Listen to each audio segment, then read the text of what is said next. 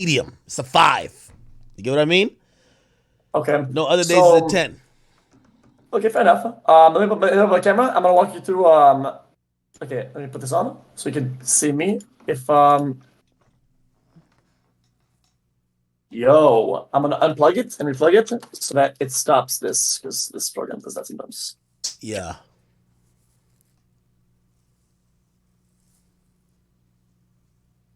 I don't. Oh, there you go. Can you see me now? Yeah, there you go. I see you.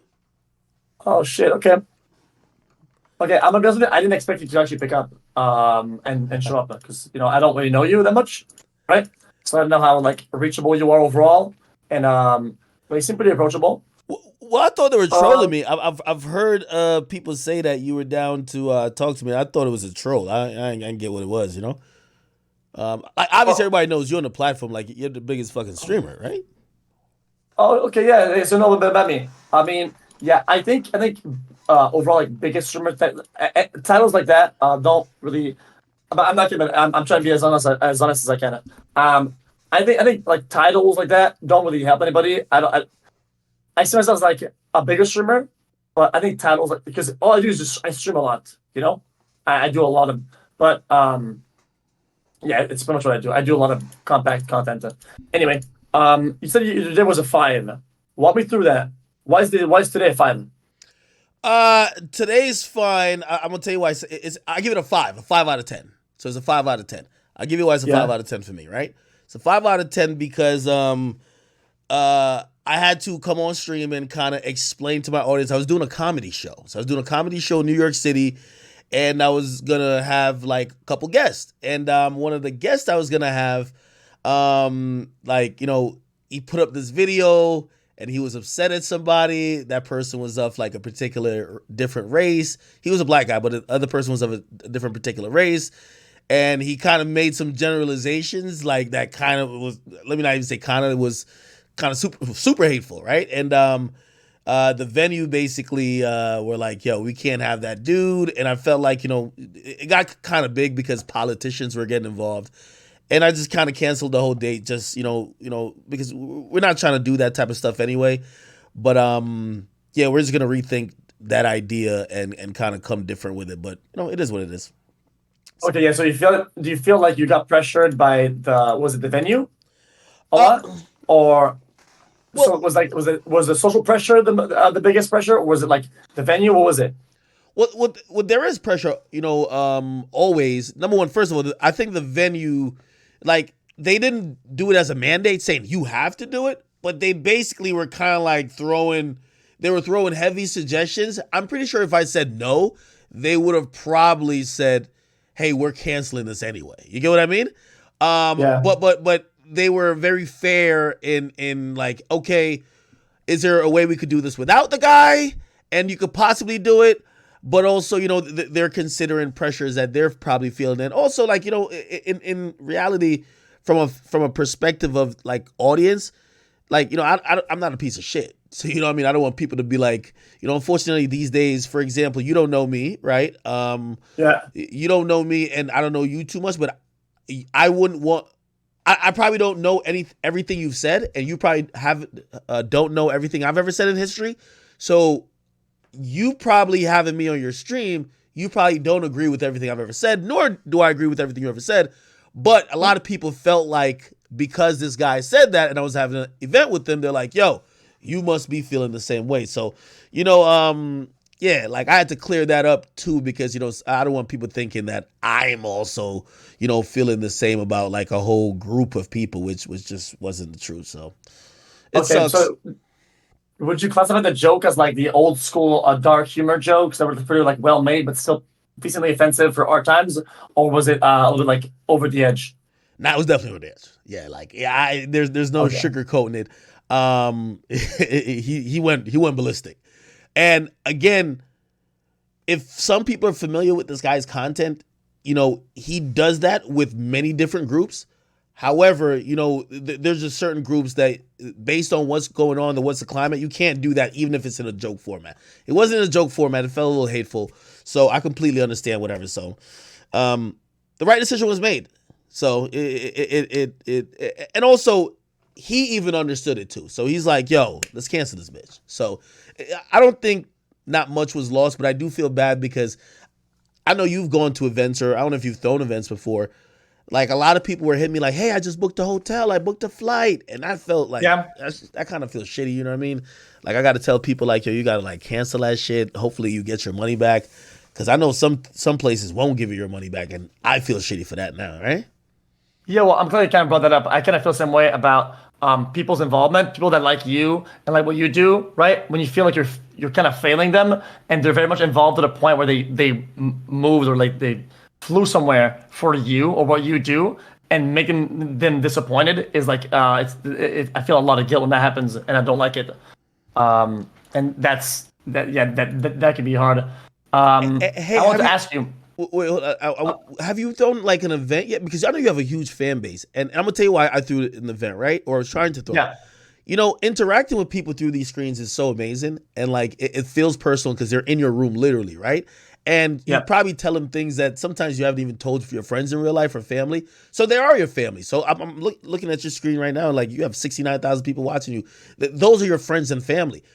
But it goes to another level when you could touch them, and you could like organize a meetup or whatever the case is, or shit, you go to VidCon or TwitchCon or whatever, and you see them. And for me, I haven't had all of that, you know what I mean, with just people who have supported me throughout the journey. So that's Okay. kind of one of the reasons why I wanted to do it. Okay, yeah, interesting. Yeah, that's a good perspective. I think I haven't thrown events before, but I've been to events like we have like TwitchCon, so people will come and they'll meet us, and a lot of them are viewers. They have flown in just to see me, and something that I want to stress a little bit about that is that whenever you sit at the computer all the time and you all this at home, yeah, it's real and this exists, these interactions. But whenever you get to meet them in person, and when you get to these events, now things are real. It really implements the concept that these things, like, these are real people. This is all real, and it's a pretty deep experience to see it happen. And just being there. So I really get that. What you're saying. So how was that like for you then?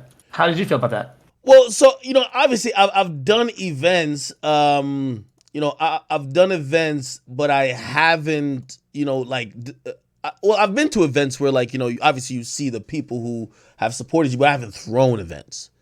And that's why I was trying to throw an event, because I feel like that's just being able to take your fan base. Like, I'll tell you why I came to Twitch in the first place. So I came to Twitch around 2013. And the reason why I came to Twitch is because I had around 1 million subscribers on YouTube, or one of my pages had a lot of subscribers, but I felt I didn't know the identity of my audience, right? And when I mean I didn't know the identity of my audience is because I would cover things that it was like, if I felt like I wasn't being the creator, I was creating for them. And it felt super conflicting because I wanted them to understand me and my nuances, and I'm not a perfect person, but I wanted them to understand me. You get what I mean? Hold on. What the heck did I do right here? Oh shit. Oh no, I got it. No, not again. No, yeah, I got it. Okay. Yeah, I was referring to your clip with the hold on, pause. Oh no. And then, hey, yeah, that clip is not true. Yo, it's completely doctored. But hold on, let me just finish the Twitch story. So I came to Twitch because I was trying to find like a core audience, right?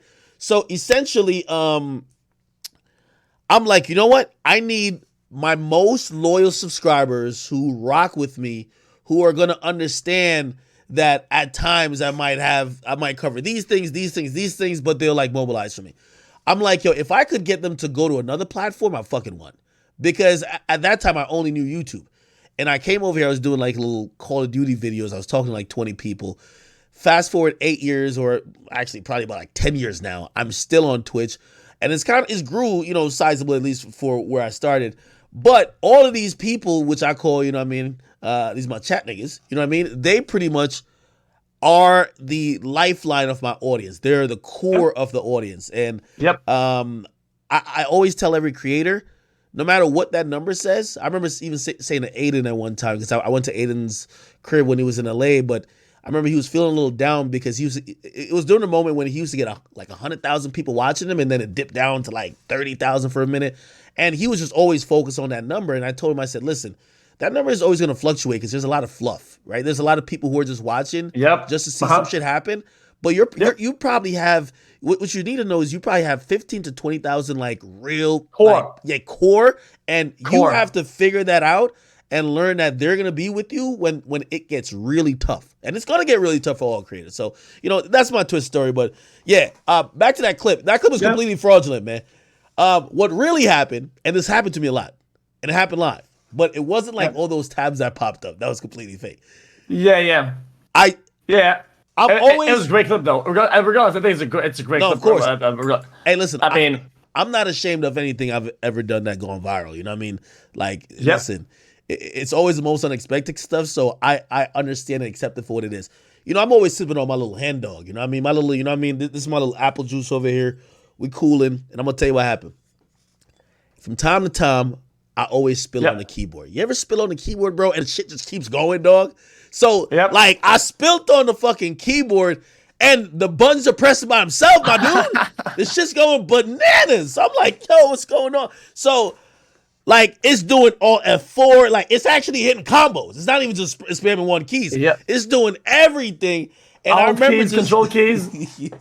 and I think, my reaction to it was just like, what the fuck is going on? And people kind of spiced up the edit, but that edit is classic and I love it. So, you know what I mean? That happened to me the other day too. I had to switch my keyboard out. I have about 20 keyboards over there because since I drink around the equipment, I fucking spill. I spill a little Diet Coke here. I spill a little Henny over there. You know what I mean? But I know all about that. And also, when things settle down, they dry, they get really sticky. Right? And you go to type something, and you press a key, and it stays down there. And the whole computer starts to fuck up, right? And you know what's going on because the key is still stuck in. I had that the other day, and I was about to reset my entire computer. I know what was going on, but yeah, I relate to that a lot. Nah, you see, for real. I just had two more keyboards show up today because I still play Fortnite. You play Fort? I used to, not really anymore. Yo, bro. I'm gonna sound old to maybe even some of the people who watch you, but shit, I used to be in the bot races that Keemstar used to set up, yo. That was like a good time in like streaming history where like there was everybody like doing bot race. It was like Tfue was popping off, ninjas going crazy. Like that was a very interesting time, yo. I remember getting like 3 kills the whole tournament, thinking I'm the guy. What a bot race? Because I remember doing Fortnite Fridays. Yeah, those were bot races. So a bot race was basically like, yo, hey, you get in the lobby with 4 people, and it's a kill competition. We just call it bot race because you're racing to kill, hopefully, a bunch of non-skilled users who are bots, and you're supposed to be better than them. Except I was the same skill level as them. You feel me? Yeah, I know. I remember that. These actually were really fun tournaments. Yeah. Okay, so I want to touch a little bit about I want to touch a little bit about the core thing you were talking about earlier because I think it's interesting. Mm-hmm. But also, just for my own viewers and people overall, and even maybe some of your viewers overall, I want to go more of the basics and the roots of who are you. Yeah. But just before we get there, earlier you touched about core viewership, and it's something that, in my opinion, as a creator, you have to learn as quickly as possible, right? So the earlier, the better, because people will think that the numbers go up and down, and that's who you are, right? One, that's false, because what you are, your value, what you produce is one thing, right? And the people that stick with you and the people that care about all that is another thing, right? But the fluff is always, if you show a pair of titties on the screen and you're with some hot girl for 2 hours, numbers go up. Is that the people who really care about you? Not really, right? So I think a lot of people, especially new creators, they get caught up into this sort of weird ecosystem, and they go crazy. They'll have a mental breakdown. They burn out. They don't think that they're doing terrible. They get imposter syndrome, and a lot of problems stem from that. And I kind of feel bad for people like Aiden, who kind of got to face the wall, right? Like that when they like have 100K or something like that, and things get so heavy. So you were saying that interaction for you was a little bit one-sided on YouTube, and you want to interact more of like a two-sided broadcast, like you're talking to them, they're talking to you. I feel like that was kind of that for YouTube. It's like very one-sided. You produce something, people will watch and they'll put like a comment or whatever. But is it rare sometimes that you would find a commenter on one video, comment on another video, and kind of know them like this, or is it always just random? It's like all randoms. I mean, no. By the way, there's a guy who I found, and he's in my streams all the time now. Actually, like, so my man Lil Boom, I found in my comment section. Like, he's actually a rapper and shit like that. But Yeah. yo, he was the funniest guy in my comment section. I remember he used to leave the funniest no matter what video, and I'm like, there's a talent for always having. That was like top comment days. You know what I mean? Like, but before the top comment algorithm. So it was like people really had to kind of like it to bump it up, and essentially always had the funniest joke ever. So he was mad funny. But other than that, what I mean by I didn't really know my audience is like, for example, I would cover videos about current events, and one day I got a strike. I'm gonna tell you, it was because I mostly had an opinion that I felt like my audience didn't like. And I felt like at that moment I said, damn, I'm a slave to what the majority of their opinions they want me to have.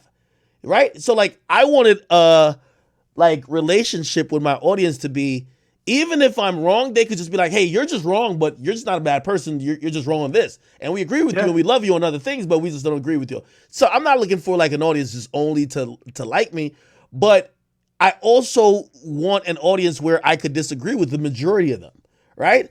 And I realized that when you're dealing with fringe viewers, they're only there for that video and they've formulated their view of you. Like there might be people who are watching their only stream of yours right now, and if you do anything, like again, you might do 99 great, amazing things. Maybe you make one mistake. They're like, this guy's horrible. This guy's a horrible guy, right? But the person who is watch hundreds of hours of you streaming, they're going to be like, yeah, I don't agree with him on this one thing. Like maybe he was tripping here, but he's usually super reasonable because I've listened to him like give his take, or I've seen him in situations 200 other times, right? And when you start looking validation in the eyes of supporters, it's very important that you're looking for it in the right supporters, because if you look for it in the numbers will take you along a path that, it's just not you. Like you'll become a shell of yourself. That's a very good thing, actually. I like that a lot. I feel like the more you cater, the more you are others, the less you become. And at that point, you are everybody else. And the only thing that matters for you, really is you. That's how you keep your identity. That's who you are. Why would you want to be everybody else when everybody is unique and everybody has something to offer that only them have? They're themselves, And I always feel like I have to kind of manually remember this, so that I don't fall into that trap of wanting to get validation and then becoming somebody else. Right? That's kind of scary to think about. Losing your color, losing who you are. It's scary. It's also sad. I feel like a lot of my viewers don't know who you are, and you know what? I don't know who you are either. Just overall in your path, tell me the basis of what you do and what you did at the beginning, right? Yeah. And then tell me your path. Tell me, from when you begun to here. Yeah. So, real quick, and all right. So I started off in college, basically being a DJ. That's why, like, a lot of people know me by the moniker DJ Academics. At this point, I kind of drop it. It's almost just academics, but whatever. I started off being a DJ in college. After that, I graduated. Actually, was a producer first, so I started producing music. Then I went to DJing because, me and my friends wanted to throw parties. I kind of fit into the DJ role because I was messing around with these programs because I used it for production. I started DJing these parties, and then I was like, yo, I'm Jamaican, as you can see the flag right there. And like in the Jamaican culture, the DJ, right, they call him a selected, like, is usually the most vocal person within the culture, right? They're kind of almost like, MC in the culture a lot. So I started doing radio. This is all in college. I went to Rutgers University, right? I go there, and to kind of date myself on it, I remember, maybe you'll know this song or how old or where you were when this song came out. But I was doing that, just kind of just popping shit on college campus radio. And then one day I play a song, Big Sean, and he had a song called Ass, Ass, Ass, Ass, Ass. So I played a song, and then we were running the radio station by ourselves. Yo, I walk out the door, right? I go outside to go get somebody, right? I play the song, but I play the clean version. Now I was a DJ, so I get 20 versions of every song, instrumental, acapella, everything. But there was 2 versions of the song, the clean version and squeaky clean version. To make the long story short, the squeaky clean version doesn't say ass, it says dance. So it'd be like dance, dance, dance, dance, dance. The clean version said ass, but it took out the shits or fucks or dams. No, it took out the shits or fucks. But it still said ass. I played it the next day. The program director comes in and says, "Yo, bro, what do you think we're doing here?" He kicks me off the shit, right? Okay. Essentially, so what are you thinking? At that point, what are you thinking when he said that? Okay. When he said that, right? Because also, like, I had a co-host, but she didn't show up that same day. They wanted to kick both of us off for something that happened on the day only I was there. So I begged him. I said, "Keep her. I'll dip. I'll never come back. You got me." And the reason why I was cool with that, I'm gonna tell you why. For whatever reason, I started uploading my college radio thing online, and I remember I was getting like 1,000 people like listening to what I said on the radio.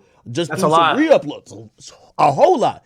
And I remember asking one day, I said, "Yo, how many people listen to this radio station?" And they were like, "Oh, it's about like, like a couple thousand." And I'm like, "Wait, I'm almost accessing that online." So immediately when I left, I did, because I had aspirations to like be like Charlemagne the God and all that type of stuff. So wait, hold up. So that was it then? Yeah. You got fired pretty much right there. You lost your opportunity. I'm done. Yeah. But here's what I did. So I go home, I try to buy all the equipment, I go in my closet, and I start doing the same thing, because remember, I got an audience online. But at that point, like, being an internet personality doing radio was not respected. You had to be at a radio station. So I lied to my audience. I kid you not. Like, I would act like I'm still at the station. Like, "Yo, I'm at the station, blah, blah, blah." It was only audio. And then I remember I started watching in the comment sections, like, people would be interacting with the comments. And I finally like stopped being pussy for a second. And I said, why act like you're at the radio station when you're in your closet? Just that person who's commented for the last 4 weeks, just answer his question. Just say, "Yo, what's up, bro?" Like, "Yo, thanks for watching. Keep commenting." And the moment I did that, it kind of just killed my idea of you had to get to radio to make it. And I started just building online YouTube commentary, talking about rappers. I would do reviews. I reviewed like Kanye's like Yeezus album. That kind of went semi-viral, at least at that time. That can go ahead. Yeah. I didn't want to cut you off. I want to, instead of just give me like 1 or 2, what were you? Give me like all of it. Like, what were your content pieces? Your main lines? What were they? Okay, so then I start, and back then the meta was having like mad YouTube channels. Like, it was kind of like spamming YouTube. That was a way to really make it. So I was like, "Yo, I'm gonna treat this thing like the newspaper." I was like, "I'm gonna cover mainstream hip hop," right? Yeah. So I started covering mainstream hip hop, and then all of a sudden people are like, "Yo, hey, you just started covering this kid out of Chicago. Like, his name is Chief Keef. You're covering him, but you're not telling the whole story." And I'm like, "What you mean? What about these other characters who are involved in the story?" And I'm like, no one knows this on like my main page. So I made a second page. It was called like, I had a backup page, but then I made a third page, which was I was looking at like its sections in the newspaper. It was called The War in Chiraq. I do that, and I'm like covering Chicago, but it's like really in-depth shit into Chicago. I get like another page, like kind of doing something else. And while all these things are happening, I'm putting up 7 videos a day. Now I'm out of college.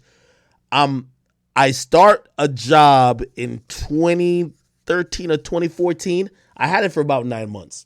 And I remember I was like, yo, I don't know if you probably don't know what Sally Mae is, but they're a loan company. I racked up $100,000 in debt in college. I graduated with a biomathematics degree. I racked up $100,000 in debt. And they were sending me letters every day. "Yo, listen, man, start paying us or else," you know what I mean? Like, "Yo, we're going to get you." Cool. So I get a job because DJing just wasn't that lucrative, but it made me enough to like pay rent. I get the job, and I'm like in the back of my car recording YouTube videos when I would tell my boss, like, "Yo, I got to go to the bathroom." because I'm covering hip hop in real time. So something The happens. grind. So yeah, something happens. I say, yo, I got to go to the bathroom. I run to my car, make a video on it right then. People even know I had a job, and fortunately, the monetization was getting a lot better for YouTube at that time. And I remember the job I had. I think I was going to get paid $35,000 for the year. Right, I was a temp worker at Verizon Wireless. I was gonna get $35,000, or it's about maybe 35 to 40. And I was like, shit, at least it'll pay fucking rent or something. And I remember the day I realized I had to quit, I got a check from YouTube, and it was like $38,000. And For how much time? You said what? For your YouTube check, your 38,000. That was for how long? No, that was for a month. For a month. A month? Yeah, so all my, remember I got 7 channels grinding. I was putting up 7 videos a day, bro. I was like a machine. Like 7 videos a day. Like I was going in and, I look at myself now, I'm the laziest piece of shit possible. I was doing 7 videos a day. So anyway, I still was thinking, because back then YouTube used to just clip your channel for nothing, man. Like, you're doing good, all of a sudden, whoop, you wake up, channel's gone. So I'm like, this YouTube thing could go away. And I remember the moment I took a leap of faith and I quit my job was someone came into my cubicle. And at that point, no one knew who I look, but they all knew my voice because I would just do voiceovers. And I said, what up? Because I was the computer fix-it guy at Verizon. I was like, hey, give me a computer, I'm about to fix it. And he's like, yo, you know who you sound like? You sound like this guy on YouTube, man. No, he didn't. I'm like, yo, who? He didn't. And he's like, yo, you sound like Akademiks. And I'm like, yeah, I'm Ak. And he's like, no fucking way. He's like, why are you here? And I just didn't have an answer to that question. But really, the answer was I was too scared to quit. Anyway, I gained the courage to quit because I'm like, yo, I couldn't still work for that wage knowing that I was getting paid more on YouTube. But I couldn't, like, I liked the people at my job. And I ain't gonna lie, I lied to the people at my job when I was quitting, right? Like, actually, this is 2 times I've lied now. Fuck. I feel like a liar. Anyway, I felt lame telling them at that time I'm quitting this job for YouTube. So I told him, I said, like, yo, I just got this big job opportunity at Hot 97. You know, I'm like a DJ. I always wanted this.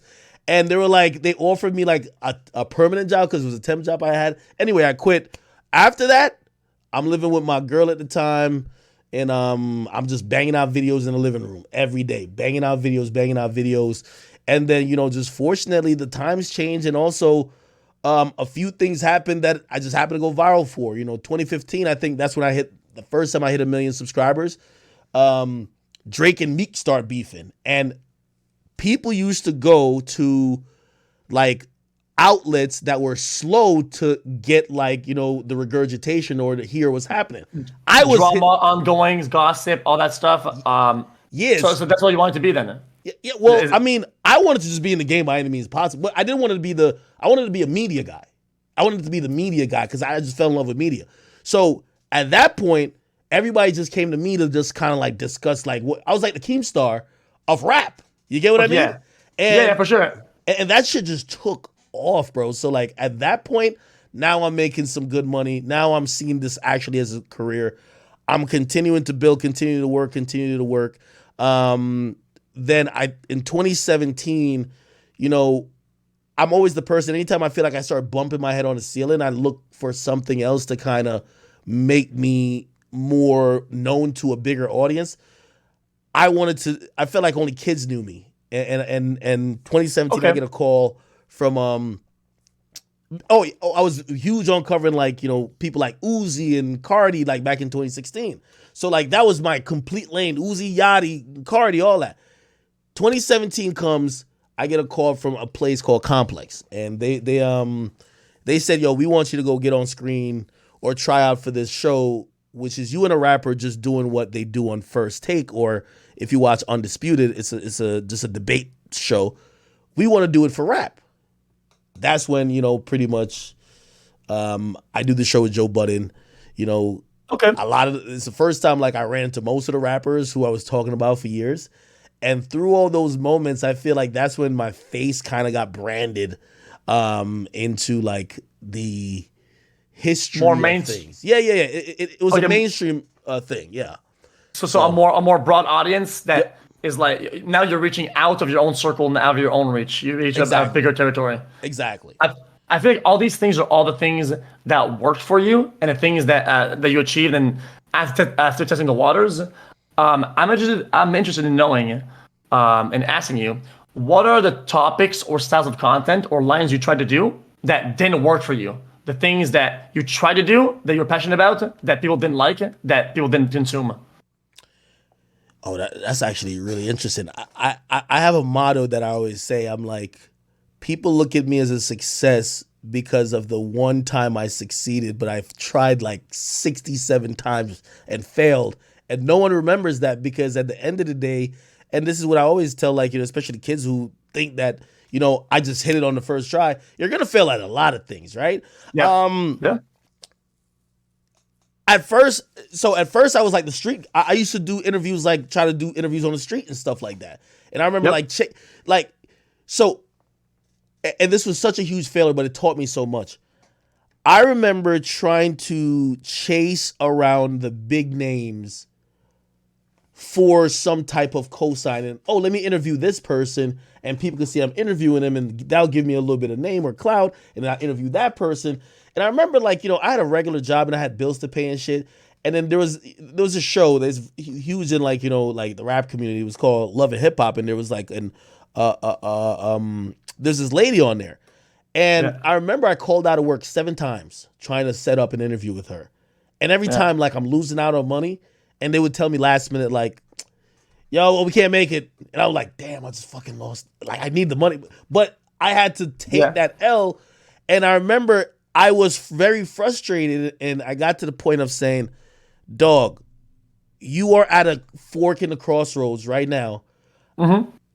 You need to realize that if you're not engaging enough by yourself, no matter who you sit with, you will never get your intended goal and result. And what that made me do, I said, I'm going to go double down, work on my own skills, figure out how to be entertaining by myself to get people to watch me without the big celebrity sitting on my shoulder. And if I can't do that, maybe this ain't for me. And I'm telling you, I started being super critical of myself. You know what I mean? If people used to watch my videos, they would hear me my normal videos when I'm doing news content, I say my intro really fast. I'm like, it's what and really that really came from I became a perfectionist. I would do a video 30 times. You get what I mean? And I would critique it because I used to add satire to it. I'm like, that's not engaging enough. I took too long to get to the point. I tripped over that word. Shit, I didn't do that right enough. And I'm being super critical because I wanted, I knew how sometimes, the audience could have a low attention span. I wanted to just get straight to it. You know what I mean? I rushed through my intro and within 5 seconds, we're in the meat and potatoes of my video. I'm not telling people to subscribe or nothing like that. We're already here. You know what I mean? Bang. You click the video, we're into the story. You know what I mean? So, So what you're saying is that it's almost like the new TikTok style of videos where people try to get to the point as fast as possible. Yeah, intro is cool. Say hi, it's done. Boom, straight to it. Just so they're not bored or just keep them engaged. I like that a lot. I still do that. Yeah. So you're pretty much I guess chasing checks. Pretty much you're trying to make it that way because. Was that at the time where you were making 38K off of YouTube, or was that a little bit before? Just in no, definitely before. So I'll tell you why the numbers seem so staggering when I say 38K, because that's a lot of money, right? So what happened was that was a weird time during monetization too, right? It was kind of the start, or at least I didn't have my channel monetized for 2 years. I'm gonna tell you why, because when I finally started getting an audience, there were MCNs. That was kind of the only way to get monetized in a sense back then. So you would have to sign with an MCN. And the MCNs are hitting me up left, right, and center. And I remember saying, yo, I felt like I went 3 to 4 years without having an audience. I was thinking about the audience. I'm like, an audience doesn't want to watch a 30-second ad before I start. I speed through my intro. You think they want to watch 30 seconds of Exactly. So I said no to this MCN who were super persistent. They're like, yo, come on, yo, that's how everybody makes money. And I'm like, yo, you know how desperate I was to gain an audience? I would did anything to gain an audience. I don't want to put something in the middle to run them away. And Yeah. So, oh, sorry, I didn't want to cut you off. Yeah, oh, go ahead. after about like a year and a half, that's how long they took to convince me. They said, "Yo, bro, let's try it," because I'm a math guy. They said, "You're the math guy. Look at your user retention now, and let us do ads on your videos for the next, like, say 60 days, and you check out the user retention then. If it's super horrible, right? Yeah. And we could get out of this. We don't have to sign no contract, whatever. And I said, yes. First month, the first month was a 38. First of all, I'm like, whoa. Before you signed, at the moment where you signed, were you still skeptical and scared? Can you walk me through the feelings you were getting when you signed? Oh, hell Yeah. Do you have any worries?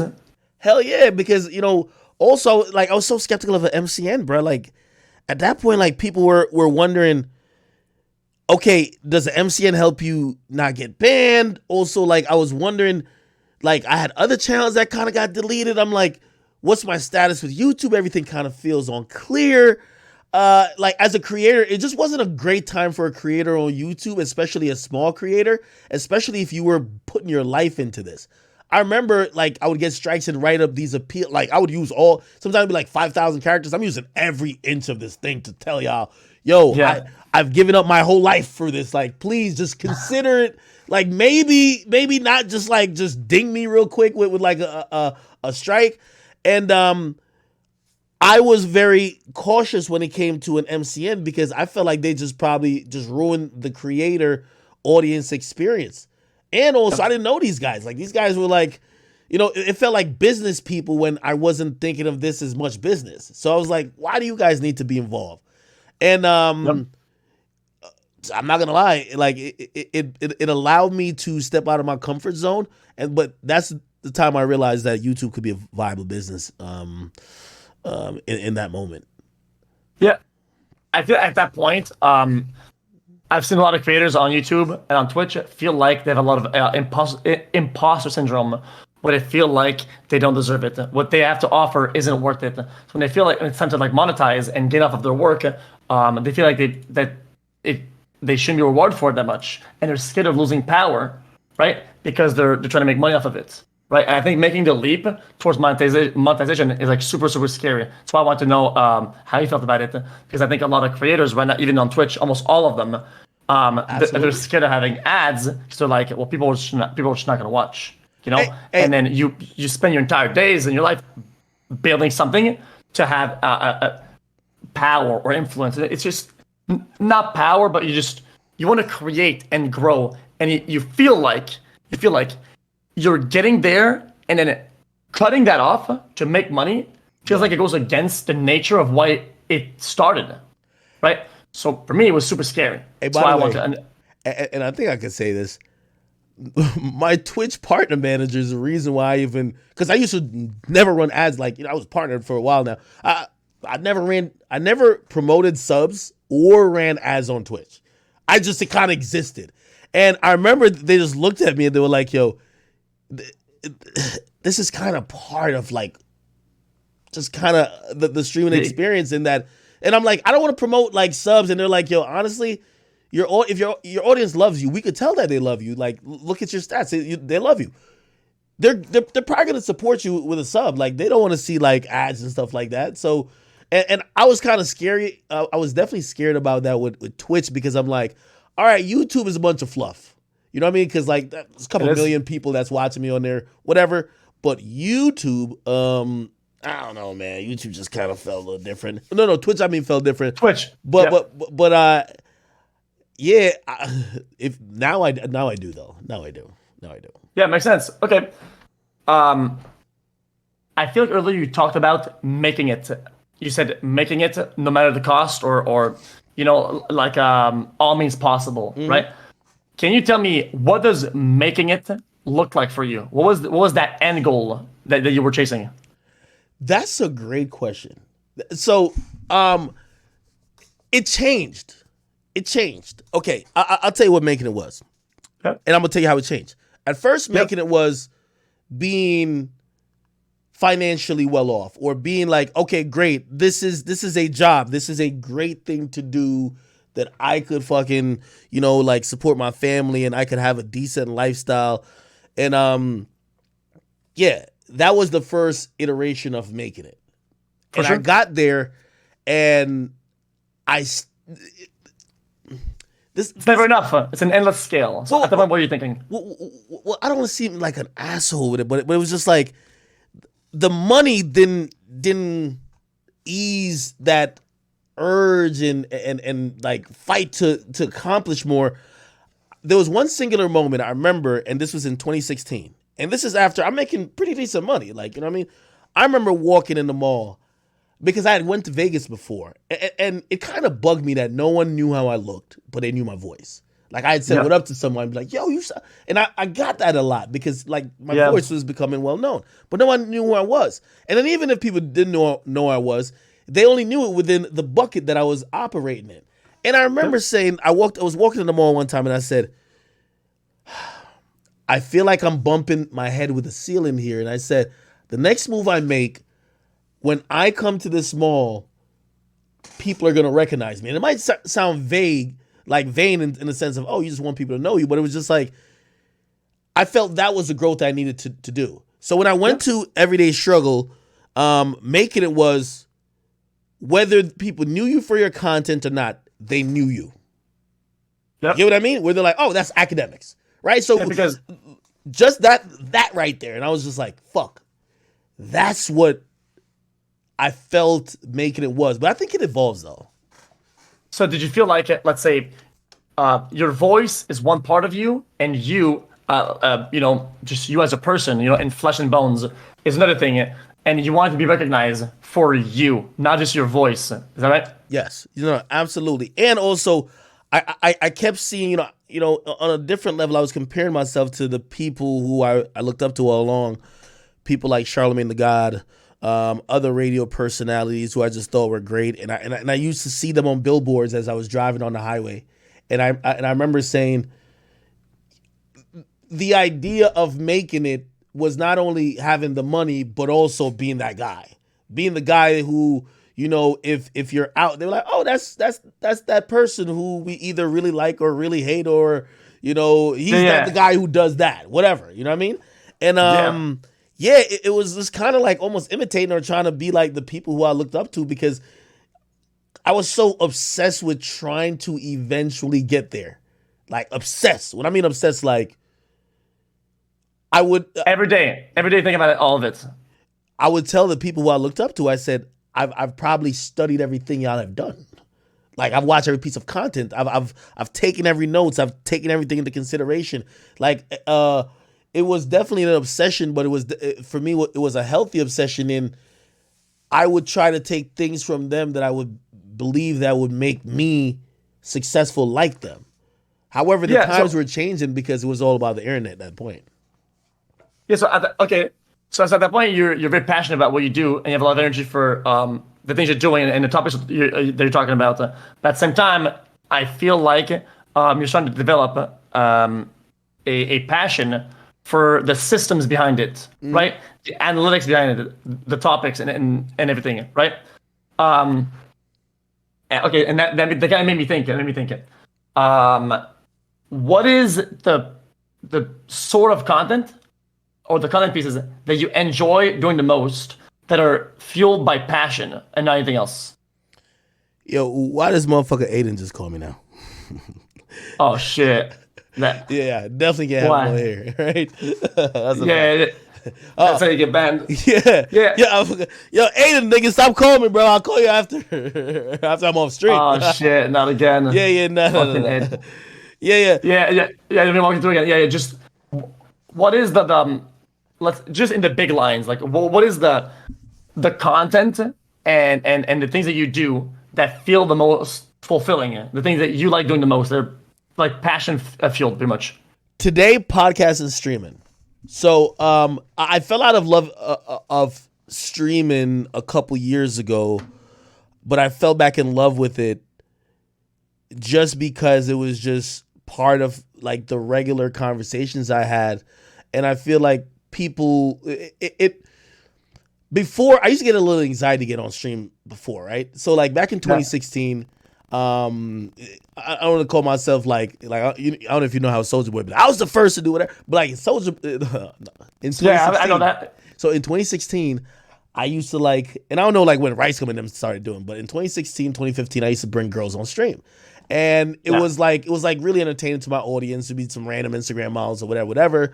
And we would just be like, yo, everybody go comment on their page. And if they get some certain comment, it was almost like kind of in a weird way, like kind of was like OnlyFans, but it was they're getting paid in comments. It's kind of odd. Yeah. Anyway, it was a good time though. The audience liked it, but there was anxiety with that because again, remember, it's the easiest thing. We all want to get to a point where we could just be ourselves and do what we like. And you wouldn't get anxiety unless you feel like you have to do something and do backflips to impress an audience. Yep. And I just remember like not streaming at times because I'm like, yeah, I don't have a guest coming today. And I'm like, this ain't why you started streaming, right? Yep. And I fell out of love with streaming when I felt like I needed to be doing all that. And I fell back in love with it when people were just accepting me for just having regular conversation. And yeah, that's the point of streaming. And also I just think streaming has taken over the forefront of all content in just where people feel the most deepest connection with you. So that I have fun with. Also podcasting, because podcasting is like, if you lock me and you in a room and there's a microphone, give me 3 hours and I'll probably know, like we'll have probably some of the oddest conversation, go down the weirdest, interesting rabbit holes, and just kind of like, I like talking for a living. You could your audience probably say now like, damn, this motherfucker won't shut up. So it's like, it is those type of things I'm most happy about what I do now. Yeah, that's really good. Okay. Yeah, so that's actually interesting because you said something about the backflip, right? Mm-hmm. And that's something that I think everybody feels like. Did you ever click? Did you ever really get the deep understanding, right? That you are the backflip, right? Just you doing your thing. Even though you feel you're doing a backflip, just whenever the way you do things, the way you approach, the way you talk, just you are the backflip. Did you ever click that in? Well, here's the funny part about it. I believe I was thinking for the audience. Like, I remember I used to look at my like Instagram DMs, and I think maybe some audience, like sometimes your audience knows you a little bit, right? They know, yo, he hasn't streamed in a little bit. Yo, let me just check up on him. Let me just send him a DM this and third. And they'd be the ones saying like, yo, bro, we just want to see you, dog. It's cool. Like hop on here and just chop it up with us. Like, yo, you just went on a trip. Just tell us about a trip. And that made me realize, I'm like, oh shit, maybe they just like me. You know what I mean? But at first I was just like, yo, what trick could we do today? And that shit becomes exhausting because, you know what I mean? Like, it's like you're running a circus. So really, I give the audience a lot of credit with that. To be honest, they pulled me up a lot of times that I was just feeling I had to do more than just give them, you know, my time, because I think we're all sharing each other's time, right? So, do you feel like sometimes you're not doing the most fantastic, crazy show? You're not putting on a stage and putting a spotlight, and you just think that you're just doing something normal, or you're just looking at the news or whatever, and then a lot of people are like, wow, that was really good. That was really good. Do you get that sometimes where you do something that's just normal and you have a really good results and it makes you realize that, oh my, you know? Yeah, well, that's the fulfilling thing about streaming, right? So I'll tell some streams about, like, sometimes I feel like because I'm the news guy, they're like, hey, I'm here to get news about this rapper. But I'll hear a lot of times people DM me and be like, because I got two Rottweilers, and I'll be like, yo, like my female Rottweiler, she just got her period. Like, first time ever she gets her period. And I'm like telling, like, I give that little story at the beginning of the stream, and people actually hit me up about it and be like, oh, that's just dope. So, you know what I mean? You get to realize that people care more than about what you're talking about. They care about you. You know what I mean? So that's the whole point. The way you do it, the way you say it, the way you think about it. Yeah. No, of course. Sorry, I had a friend came in with candies. But yeah, good. I get that. So I didn't want to be disrespectful. I think for me that what you just said came in way later because I came from a gaming background, right? So I played Overwatch as a professional. I was good at the game back in the days. Oh wow. And then so what happened then is that I just spent years, most of my career, even if you look at my entire career, most of it thinking that the only thing that matters was how good I was at the game and me as a player, me as a professional player, and just the game itself. I was nobody. I was just one check mark in a row of boxes, right? And it took me a lot of time to really get to letting go of that idea. And whenever I see other people talking about that, I always wonder when for them that clicked in. You know, was it early? Was it late? Seems like it was kind of like in the middle. Yeah. I don't know, man. It's I'll probably say that. Say that. Yeah, it's again, it's been a learning experience, and like, you know, I hate to do the woe is me thing when it comes to like people who are, you know, streamers or like content creators, because I do think, you know, especially at this level, you know, I'm pretty sure you enjoy a good life. I do as well. But honestly, as I said, I still go through my DM requests on Instagram. Same. And the reason why I do is I look for hot chicks. I don't get no hot chicks DMing me no more, man. Yeah, me neither, bro. Come on. Yeah, I ain't you gonna just lie, didn't man. say that. I used to though. I used to. Like these days, or I think I'm more cautious now. Like, yo, I've been exposed a couple times, so I'm like, I chill off of that down, bro. I used to be exposed, dog. Yo, there's like videos and pictures of like the chicks used to just be like, have their phone out and I'm sleeping on the bed. I'm snort, yo, I sound like a train, dog.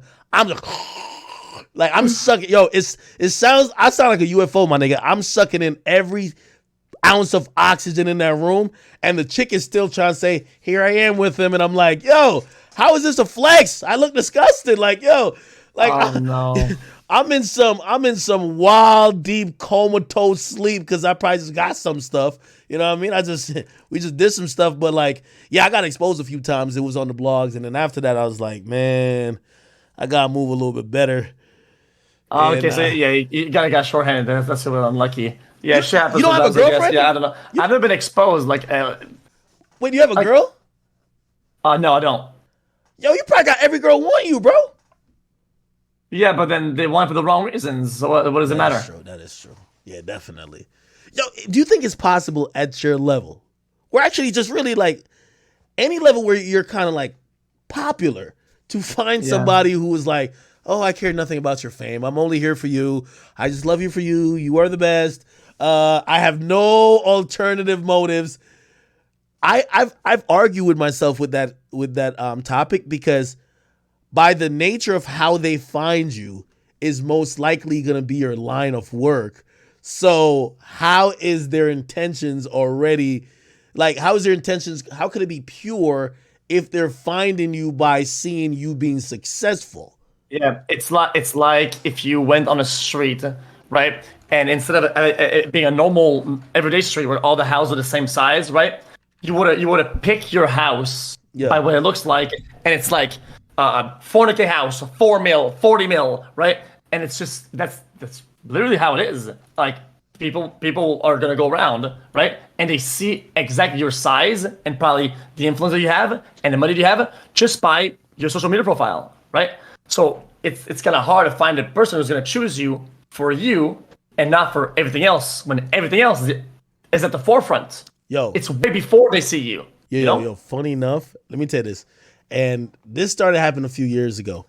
A lot of women that I have sex with, you know, during sex, they'll just say "ack." Like, that's what it is, "ack." And I'm like, that's not my like real name. Like, you know, I have a government name. Shit, but they just say so "ack." bad. Yo, fuck me, "ack," and I'm like, fuck it. You know what I mean? But again, at that point, I think I've become jaded towards it too, right? Where now I've just kind of evolved into this character where I almost don't even find a problem if they don't know my name at all. And I'm like, all right, I am "ack." And at that point, it kind of feels disingenuous because, anyway, for me, if I want to find a fulfilling relationship, right, then I would have to step away from the computer, and I would have to not stream and not work on my stuff, right? And go outside in the real world and meet a real person that don't know who I am, right? But at that point, it kind of feels weird because it's like creating all this is all that matters to me. And you think me I have to take some time off to go meet somebody that's gonna enhance my life. It seems like a hassle, and it just feels like a disaster, and I don't want to do it. But at the same time, if I don't do it, I don't want to sound like a doomer or too nihilistic. But how do you find a person that is gonna be fulfilling, that's gonna be there for you? It's like impossible, you know? Yeah, so it's really difficult, and I think you get to a point of just stop trying to fight it and just realize you are the sum of your parts, right? Like, for example, if you're a guy who somebody met at a nightclub, maybe they saw you bought a couple of bottles, or maybe they saw you had a nice watch on or a nice shirt. Maybe they saw the car you came in or the car you left in. So, it matters. Like, no one is like, yo, hey, I'm just looking for like a nice, wholesome spirit, and they found you.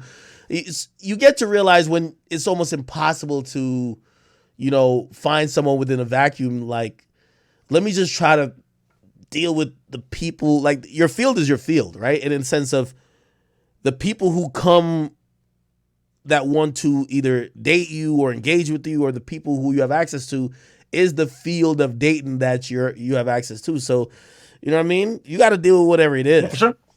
Unless you're going to be on I'm going to go out my way to try to find someone. It's like, fuck. Yeah. Yeah. And to be honest, it makes you jaded so quickly. It's kind of, it's really hard, in my opinion.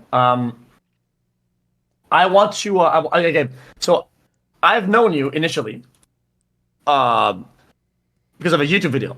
Yeah. Like, my first interaction with you and your content was the Migos and Joe Budden interview. Oh yeah. Right? Yeah. Well, I don't want to put you on a spot or ambush you. So if no, okay, go ahead. Okay. So that's one of the first. It's just out of the blue. One night I was just going through YouTube videos. I see that, right?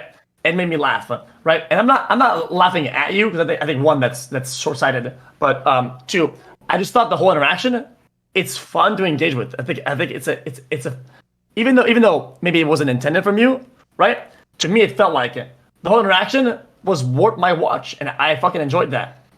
How did it feel for you going to the interview, doing it, and in the aftermath? Yeah, so that video was about like probably 20 seconds away from being deleted and never being seen. And we decided in a hotel room in West Hollywood, I voted, let's delete that bitch, never let it see the light of day. And other people said, well, there's some content here. I felt stupid. What really happened was, we're on the red carpet. It's called the red carpet, but it's not red, at least for the BET Awards. Shit was like blue.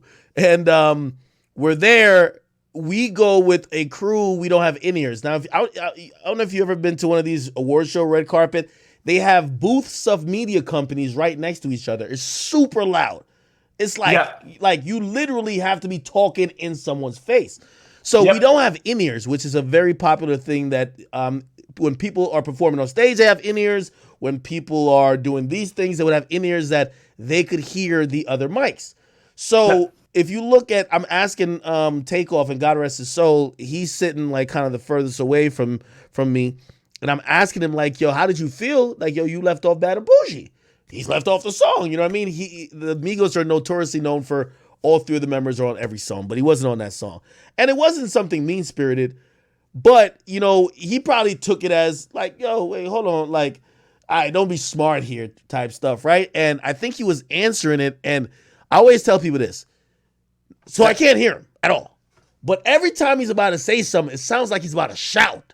So he has the mic in his hand, and I'm like, yo, what do you feel like, because you left on Bad and Bougie? And he's like, and he was just, now on the camera, you actually hear him.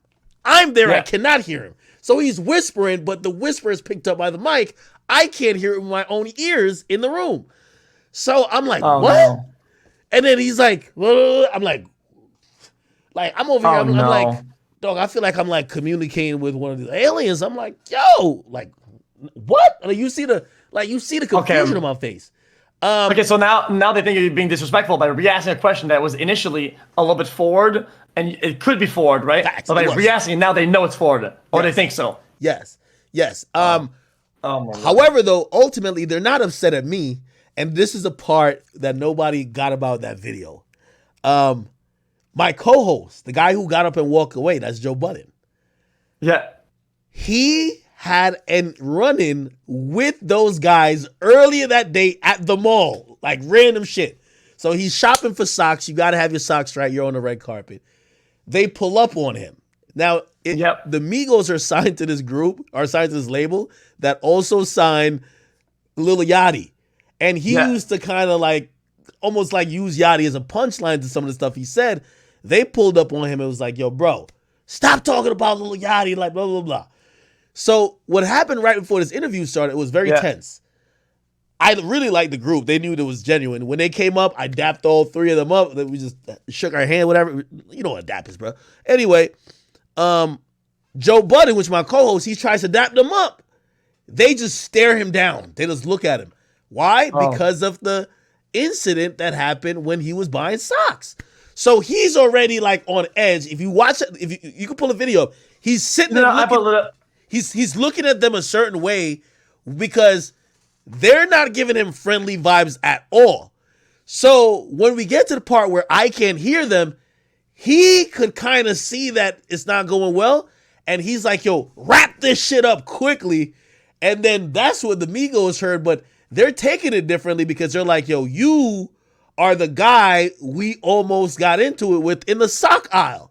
So really, people think they were getting mad at me, but it was really my co-host. Because even though we couldn't understand each other, they didn't take that energy of, oh, he's trying to do something, right? But my co-host gets up, throws the mic. They're looking at him like, yo, it's beef time. You know what I mean? Okay, yeah. Okay, so I'm confused. If there was some sort of tension over there, well, I'm just asking, why didn't Joe Budden like extract? Why did he blow up like that? So he's a psychopath. He's one of those guys if he feels his back is to the wall, he's the guy who starts screaming at the top of his lungs or starts doing something crazy. So that's why he did that, because it's a little tension. And also he didn't really tell us this, right? So I'm known in the rap game of like, a lot of people don't like me, right? So I had another incident with another dude a couple days before. So some dude named Vic Mensa. So the company comes to me, Complex. They said, yo, damn, that's with one rapper that just showed up to do an interview. We're going to the red carpet. There's going to be every rapper like basically walking by you. They get a security guard, and my man Joe Budden, he says to the security guard, he says, yo, bro, I'm tough, okay? Plus my man, he's a Crip. And we're in LA, by the way. He's like, he's a Crip. If something happens to me, this whole bitch would be surrounded, okay? So what I want you to do is only focus on academics. Make sure he's safe. I'm good. So when that happens, we have a security guard who doesn't move a muscle. Like, we knew we hired the wrong security guard because he's taking selfies on the red carpet. Like, he's fanned out. That's terrible. Okay, He's fanned out. So, a couple things happened that went into it. I will say, though, this is why I now believe as a creator, sometimes the greatest things happen in the moments you believe is the worst. I felt super embarrassed because I really liked the group. I wanted them to delete that footage. And out of convincing and based on a team decision, I said, screw it. It was 10 p.m. in LA. I say, tweet it out. And I tweeted out, everybody tweeted it out. And that day and that clip was viral history. It's still it's gold. It's viral gold. And I always thought, remember I told you I was like, I wanted people to like know my face and shit. I remember walking into a strip club. I walk into a strip club and a chick was like, oh my God. And then she's pointing at me like, oh. And I'm like, wait, what's going on? And you know what she says?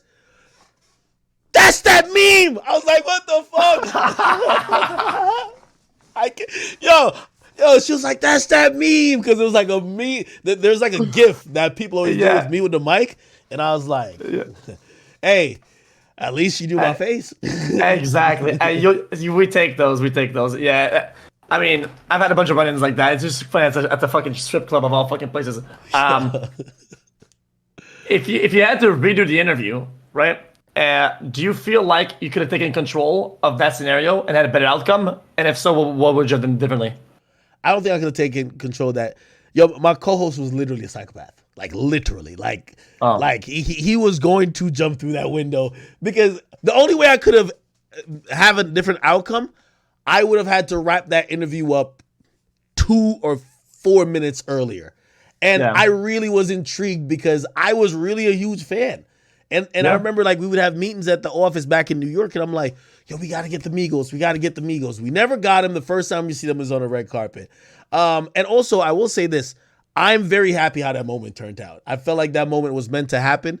I have zero regrets. And I'm Offset, which is one of the Migos. I'm very cool with. That's my guy. Yeah. I'm cool with his wife as well, his beautiful wife, Cardi B. Me and Takeoff were cool before he passed away, unfortunately. And me and Quavo, we've communicated on text many times. So that moment happened, and at least for me, I felt like it led to positive things. You know what I mean? Like it was For sure. internet gold, but it was cool. I would also think that I think people will act sometimes like on the internet or even in person, like these things would never happen to them, and then that they're above it or whatever. But at the same time, I think when I see that happen, when they see it happen, and especially in person, yeah, they might act your way when it's live and it's happening. But I think it shows a human part. It's very human, and people relate to that. And I feel that sometimes will create a bond with people, Yeah. because they know what it's like to be in that moment, and it sucks. Um, Yeah. and cause I've had a bunch of friends like that too. Just things that I did. They're like, "What the fuck is this?" I think they get it. I think people act like they don't, but they get it, right? Yeah. Um, I've always said if you want to be a creator, you got to get over this hill. yeah, You got to get over the hill of trying to control the narrative and seem imperfect. I believe the creators most comfortable in their skin is the ones who know that their imperfections are being seen. Their imperfections are going to be understood by the people who love them and who understand them, and it's going to be criticized by the people who hate them. And if you're given a very honest reflection of yourself to the people who consume content for you, and you're being truly yourself, I feel you will find the most happiness in that version rather than you trying to control narratives. For me, I try to share, as much as my life I can that they understand me, and I think when people really give the audience less credit than they really deserve, your audience are brilliant people who understand your personality and understand why you react the way you react, and when they know intuitively, instantly when you get on stream, when you probably had a bad day, they know how to pick you up. I'm telling you, a Twitch audience, like I've said to my audience things that I haven't said to people who think I confide in them. okay, and okay, that's okay. That's interesting from coming from your perspective. Then, okay, I'm actually glad I heard that perspective, because I'm gonna keep it a buck. I was gonna say, motherfuck it. I I disagree so hard. My since me and my audience, we kind of build this like more like a banter, playful thing where we're kind of like throwing insults back at each other. When they see weakness, they don't look for something to pick up. They smell blood and they're going in for the kill. Okay, if I show weakness, they're coming in and they will fucking put me to the ground and fucking jump in unison on my fucking dying body. Okay, but I don't mind it because you know what I find interesting in that. I know what's good about it is that things that are hardships, things that are bad, things that I think are hurtful, the ideas that I don't like, it makes me process them faster, right? So if I'm dealing with something, and instead of saying, "Oh, I'm sorry to deal with this," they go, "Yo, dumb fuck, you're an idiot. This is happening to you. Fuck you." Well, they do it all the time, right? But then it turns when people say, I would rather laugh about it than cry about it, right? It bridges that gap much quicker to just get thrown into the lion's den over and over about certain topics, and I can move on. I'm kind of like delivered from that place of feeling sad or disappointed about something, and now I can get away from that, and I can get into the more, oh, let's just laugh about it, and that's really helpful. So it's like a completely different way of picking me up. But you're right, though. It does pick me up. Hey, Just hey, not the same like, oh, yo, I'm helping you type way. hey, trust me, and you may have not gotten to this point yet, because Yeah. I thought like how you think. That's my audience too. Like I used to block some of my Okay. audience members because like before I even knew what meme pages was, like they used to start this like little trends like, yo, academics the type of dude that blah blah. And it was a lot of they were just clowning me. I'm like, damn. I'm like putting my life into this like content. They're clowning me. Yeah. And I Yeah. thought that about my audience that, oh shit, my weakest moments until put it like this. It's like a little brother, big brother relationship. Of course, they're gonna Yeah. laugh at you no matter what. But when someone comes for you, I guarantee they go to war for you. I'm telling you. Oh yeah. That Oh, is they're when, clapping. Yeah. and I'm gonna be honest with you. I remember being on, so I was on the show Everyday Struggle, right? And I felt like, because I would go there and everybody else, like they came from a different background. I think people were looking at me like, you're the internet dude, so shut up, like, you know what I mean? And I wasn't having like the best time at first, you know what I mean? And I kid you not, like it bled through my audience seeing it, and honestly, they wrote for me. I kid you not. Like, it was to the point. I remember the company saying, "Yo, could you tell your audience we're like treating you right?" But it was again, these are the same people who bully me. I swear, they were the same people who they would be on your ass. But it's like, yo, we could say it to you, nobody else could say it to you, right? Yeah. And Exactly. if they really see something that affects you or somebody really trying to get you out of here, they sit hours and watch you, bro. Like, again, they're not gonna sit here and be like, "Oh, we just love you," like, and try to like verbally jack you off, right? But Yeah, they're get glazed. Yeah. yeah, but like the moment when you really need it, I'm telling you, you're gonna see it, and hopefully hopefully you never see it, because sometimes it's probably your lowest moments or when Yeah. everyone's turning against you, right? And you Yeah. hope never to have those moments. Unfortunately, it happens, but I'm telling you, they will. Yeah, yeah, no, yeah. Especially in social media these days, like whenever you're weak, or whenever you're kind of down, everybody jumps on you. Everybody goes for the 3 points. Everybody goes in for the fucking home run. It's kind of annoying. It's just how it is. I think internet is just a bunch of dogpilers when it comes down to like public figures but I want to say one more thing about this, and I had it in mind. Oh yeah, I think the whole interaction is like I remember me and my brother would like fight, so I could punch him and I could we could wrestle whatever, and that's all right, and he can do it and I can do it, right? But some other motherfucker comes in and wants to do it. Nah, we don't let that happen, and now we're both turning on him, both of us. That's just kind of how it goes. Exactly. And I like that interaction. I think it's really chill. Hey, Um, what I've realized you want- is your audience is a reflection of yourself. You know why my audience has certain jokes about me? Because I'm cracking the same jokes about somebody else. Like You're right. they're like me. You know what I mean? So it's like you can't expect them to be so loving when, yo, you're like this. You crack jokes at other people's expense too. Well, like Yep. yeah, they don't know those other people. They know you, so they're gonna crack jokes on you. That's what it is. So it's all good. Yeah, dude, I mean, you hit on the nail pretty much. Sometimes I kind of, whenever you're dealing with the more negative part, you kind of say, oh no, that's not true. This is not like that. But the reality is that yeah, it is like that. Yeah. I want to touch on something. Every time I think, sorry, I told you AK because I didn't know. I see two letters in fucking caps lock. I go AK, but you're No, it's fine. AK. No. Yeah. It's fine. Listen, AK, act, whatever, man. It's the same shit. You know what I mean? Yeah. Actually, I look at that to see how people's brain think, right? So some people Yeah. will just say AK, right? And those I think are more phonetic people. And then people who say act, they're just like nickname people. Like they just Okay, yeah. automatically they shorten everything. You know what I mean? Makes sense, yeah. So every time I think of Ak, for some reason, a lot of things pop into my head, right? And on top of the interview, I think Ak, and I think Drake. And I don't know why I come to this conclusion. I think maybe because of overall YouTube. I think you are big, like a supporter of Drake, and maybe you like a lot of his music.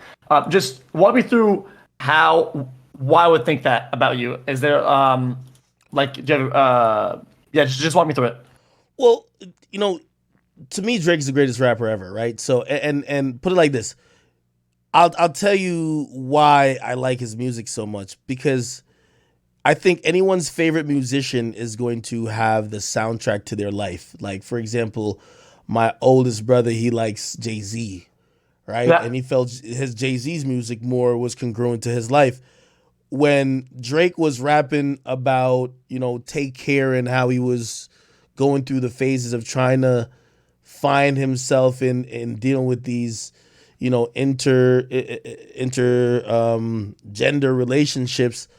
I'm in college. I'm trying to figure out how to get girls. You get what I mean? And you start using some of those songs to kind of build it becomes almost a soundtrack of your life no matter what happened, right? Whether a girl turns you down or shit, you're singing a song like Trust Issues or Marvin's Room or whatever the case. So that's kind of where, my appreciation for his music came in. Over time, I'm gonna just be honest, the motherfucker is just the greatest rapper ever. So, that's just my personal preference, right? People usually, some people say other rappers. It's my personal preference. These days, I speak to him from time to time, but I never talked to him. When's the first time I talked to him? Probably back in 2018 or so. I've thought he was the best rapper for like over 10 years. So. And did he know you at the time? Did he know that you thought about him when you first met him and first talked to him? Yeah, he did. No, he did. He did. So, and he said the dopest thing, which was like a real compliment. I take it as a compliment because if you're in media, this would be the equivalent you want to have. He said, because in reality, me and his relationship started with an argument. Yeah, it's because good. I'm very strong minded and like I'm like fucking stubborn, and I'm pretty sure he is too in his own way. And like we kind of got into a disagreement, and instead of me like, oh my God, Drake like DM me, which I wanted to do that, but I was like, nah, fuck that. Hold on, don't be. And we kind of went back and forth, and then we just kind of also like I was like, I like your music, this and third, and we kind of just had like a common ground and an agreement. And I remember him saying to me, he said something that was really dope and it definitely stuck with me. He said, yo, Ak, he said, I view me and your relationship as LeBron and Skip Bayless. And he's like, one day at my retirement party, I think me and you were going to have a toast to all of this shit, whether you said some good shit about me or some bad shit about me. Yeah. And that, to me, that was it's still the ultimate compliment. Like, I'm like, whoa. I'm like, shit. Like some LeBron shit. Yeah, I want to make a parallel about that. That kind of makes me think, when you think about your core audience and your core people, however that may be, I feel like there's a kind of a correlation here, right? Where like he probably knows that you're like one of his biggest listeners and people who actually care about this stuff. And even though you're not a fanboy who will just agree with everything, you still have your mind to yourself. And I think that's what people think I am, though. Like obviously there's clips that float around, which I mean, most of these clips there might be a little bit tongue in cheek, but I believe them. Like there's a popular clip that when Kendrick Lamar, who's like a rival to Drake, he was like, yo, he said he's smoking on your top 5. So I was inquiring what top 5 he's smoking on, because my top 5 only got one person in it. You feel me? So I was just like, I was like, yo, my top 5 really only got Drake in it. You know what I mean? And I don't think you're not even fucking with him. You're not messing with him. Like, it's another level compared to you, brother. You get what I mean? I think that went viral. I never know when shit's gonna go viral, but I mean, do you think that he heard about? Do you think that Kendrick heard about that? I'm just throwing it out there. I would imagine he did, but I think Kendrick probably thinks I'm a hater, honestly. Or I'm like I don't think he thinks I'm a hater, because he invited, well, not he directly, but he invited through his reps me to come to his concert at the Barclays, and I think he probably thinks, yo, it's like in this world, like some people like Messi, some people like Ronaldo, right? He's like, oh, that's just like a Drake guy. Maybe if he, like saw things a little bit more on my side, maybe he'll change his opinion or whatever the case is. But I don't know, man. I'm like Speed when it comes to Ronaldo, man. Like I don't know if it's but also I think I'm right. Like, do you listen to Drake? Yeah, okay. Well, I've been listening to a lot of Drake. I've been like kind of not too much, but like way more than I used to. And now I almost listen exclusively to Drake. That's what I'm talking about. On and on, which is kind of crazy. I'm not even making this shit up to just like laser sound like I'm similar. I'm into a crazy, and I actually said that his last 3 albums, and that they were all fantastic.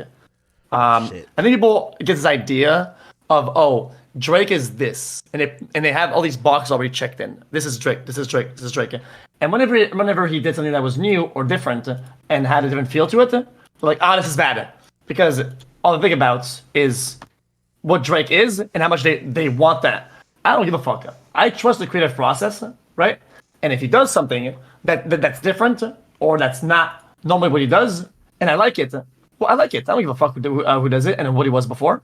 And I trust the process that even if I don't like that, I know in the future, if he keeps going with the same process of trying new things, he'll hit the nail on the head again. And I know he will, because he's proven it. He's done it time and time again. Same way as I feel about Kanye, you know?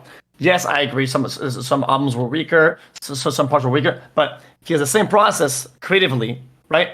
He's gonna hit it hard again, and I know he will. And I'll listen, right? That's kind of how I feel. That's how I feel about Drake. Yeah. And what's up?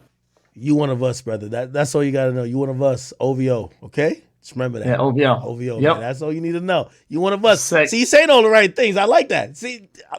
That's how everybody who has listened to the GOAT feels. Trust me on that one. Okay, that's good. That's good.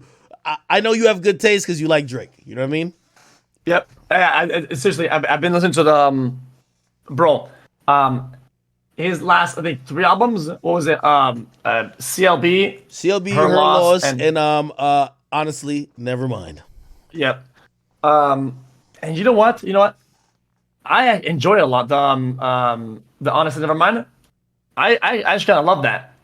And you know what? It's kind of like sometimes, like, we think about it like a TV show, we get a bunch of episodes, and then you get one that's like a special, right? To me, that's not kind of how that felt. It felt like that album was just special. I'm not gonna fight that. I think it's stupid to be like, oh, this is Drake now, fuck Drake, whatever. I think that's like a very short-sighted mindset. That's not. I kind of had more of an open mind when I listened to it, and I ended up listening to it a crazy amounts. And even my chat, my viewers were like, yo, dude, this song, and they were making fun of me for it, but I enjoyed it. You gotta play that sticky, brother. You gotta play that. Hey, listen, yo, Drake just announced his tour. Yo, you gotta hit a date, bro. You gotta go to a date, bro. I'm telling you. Yeah, I'm gonna hit the boy. I'm gonna tell him you rock with him. Like, yo, you know what I mean? He definitely comp you with some tickets or something, bro. That would be sick. I'd love that. Even if that would be crazy. You probably could get Drake on your stream, bro. You're like the biggest streamer on here, bro. Like, you could definitely get Drake on your stream. Yeah. I mean, Drake was a trend one time. I didn't want to be forceful and fucking just jump in and be with him on the call. I didn't want to do that. But I thought it was cool that he interacted in some way with the Twitch community or somebody on Twitch. It's so close to us, And I feel like Drake is like, even though he's massive, right? I feel like anything he does is really hands on, right? Like he will still like go in there, right, and interact. And I think that's really, really cool. I kind of felt that a little bit, but maybe you saw the recent interview with like I think his kid or something like that, right? Yeah, he did an interview with. That was a Barstool interview. That was actually pretty cool. That was pretty cool, yo. Yo, I'm surprised. Yo, I finally found another Drake fan. Like, yo, we rocking now. Yeah, all right. Yeah, hopefully, yeah. I mean, I listen. I'm not trying to glaze too hard. I just love the music, and honestly, I like some of his other stuff. Like whenever he talks, or like more like normal, like human stuff, which is cool. Sometimes somebody's somebody, and they make music, and there's a distance there. But I think I like kind of like both points. Which you know what? I want to ask you about this. Super coarse question and to the point, right? It's not even hit at you. Just it's good. Bold. What happened with the you falling asleep to listening to the album when it came out? Oh man, I kid you not. When I was off that hand dog, man, that hand rock, boy, oh boy. Listen, first of all, people took that clip out of context, and I kid you not.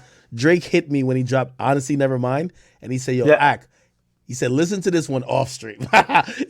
Which I still listen to it on stream, but here's the thing. I fell asleep to CLB. I feel so bad about it because people know how much I like Drake, so they try to use it against Drake in saying, oh, if he's not up, listen to it. Here's what happened. I did like even now, this is a pretty long stream for me. I don't know how long you stream a day, but like this is 7 hours I'm on. I did like 15 hours. Like I'm excited a whole day, right? I'm Yeah. drinking all day. I'm celebrating all day. The album comes out. It doesn't come out at midnight. It comes out at 3 a.m. He delays it. Came out at 3 a.m. I listened to it at first. I'm like, oh, this is great. I'm like, encore, let's run it again. Oh no! And I didn't fell know that. asleep I fell asleep. That's when I fell asleep because now I've heard the songs already once, and I'm kind of like chilling a little bit. You know what I mean? I start laying back. You know what I mean? And I close my eyes, I let the vibes hit. You know what I mean? And all of a sudden I'm in the dream world, man. I'm in a disco club. You know what I mean? With with a couple of owls, bruh. I'm over here sleeping on the joint. I ain't gonna lie. Damn. That's good. Now I know about it because I see. Even though I watched this clip like 1,000 times, I'll see a bit of context behind it. I don't know about the whole context. Which, by the way, out of actually his TikTok, or whoever who stitched it together, because early in the stream, I was like, "Yo, my top 5 is Drake." And then they go to the part where I'm like, "Yo, brilliant edit." And I always, I'm one of the people who I used to be very, like, when people would just make funny edits of me and be like, yo, like, I feel upset about it. Now I'm like, I don't care what it is. I'm like, if that shit's funny, I laugh at that myself. So I'm like, Yeah, bro, it is what it is. So yeah. Man, it's good that you got there because some people, I'm not kidding, some people never get there. I talk to some top creators that have been making content for 10 years, and they look at that and they look at stuff and they upset and they can never laugh about it, which I think is such a miserable state to be in. You know, you want to be able to laugh, I don't know, especially when it's about yourself. yeah, I can't tell if there's anything that comes to mind that's been content. Like, you could ask me about anything, and I don't think I'll be like, oh my God. I think I'll probably find some humor in it now. You know, you've already been through it. Again, not saying while in those moments or whatever, but you get to realize it's the internet. And if you slip and fall, it probably hurt. And like, say you even like dislocated something, like it hurt in the moment. But for me, I'm the type of guy, like, if 2 years later they made that into a funny thing, I'd probably find some humor in it. I ain't gonna lie to you. Yeah, for sure. Yeah. What do you think would be your actual top 3? Fuck it. If you were to rate like Drake's album or Drake's song, give me like an actual top 5. Top 5 of only his discography. Oh yeah, no, the top 5 of the discography is pretty easy. So we got to go. We got to go. Take Care.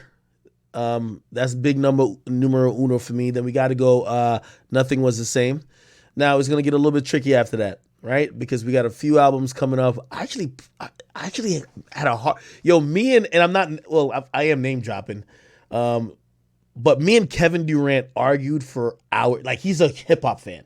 Me and Kevin Durant argued for hours about this shit.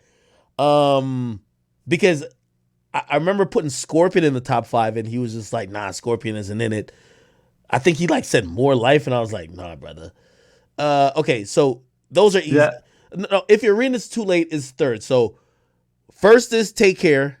Second, Nothing Was the Same. If Your Arena's is Too Late, we're putting that as third. We're probably gonna go. I'm going Scorpion. I'm throwing Scorpion in 4. And I forgot what my 5th is. Yeah. I mean, 4 is good enough. Yeah, no. 5th is gonna be. I forgot what it is. People are saying views. What do you think about that? I think maybe Views was 5th. Yeah, maybe Views was 5th. Yeah. No, I think I had CLB. No, I had CLB. I had CLB 5. I had CLB 5. I love CLB. Yeah, I love CLB too. Yeah, I think it was you know what?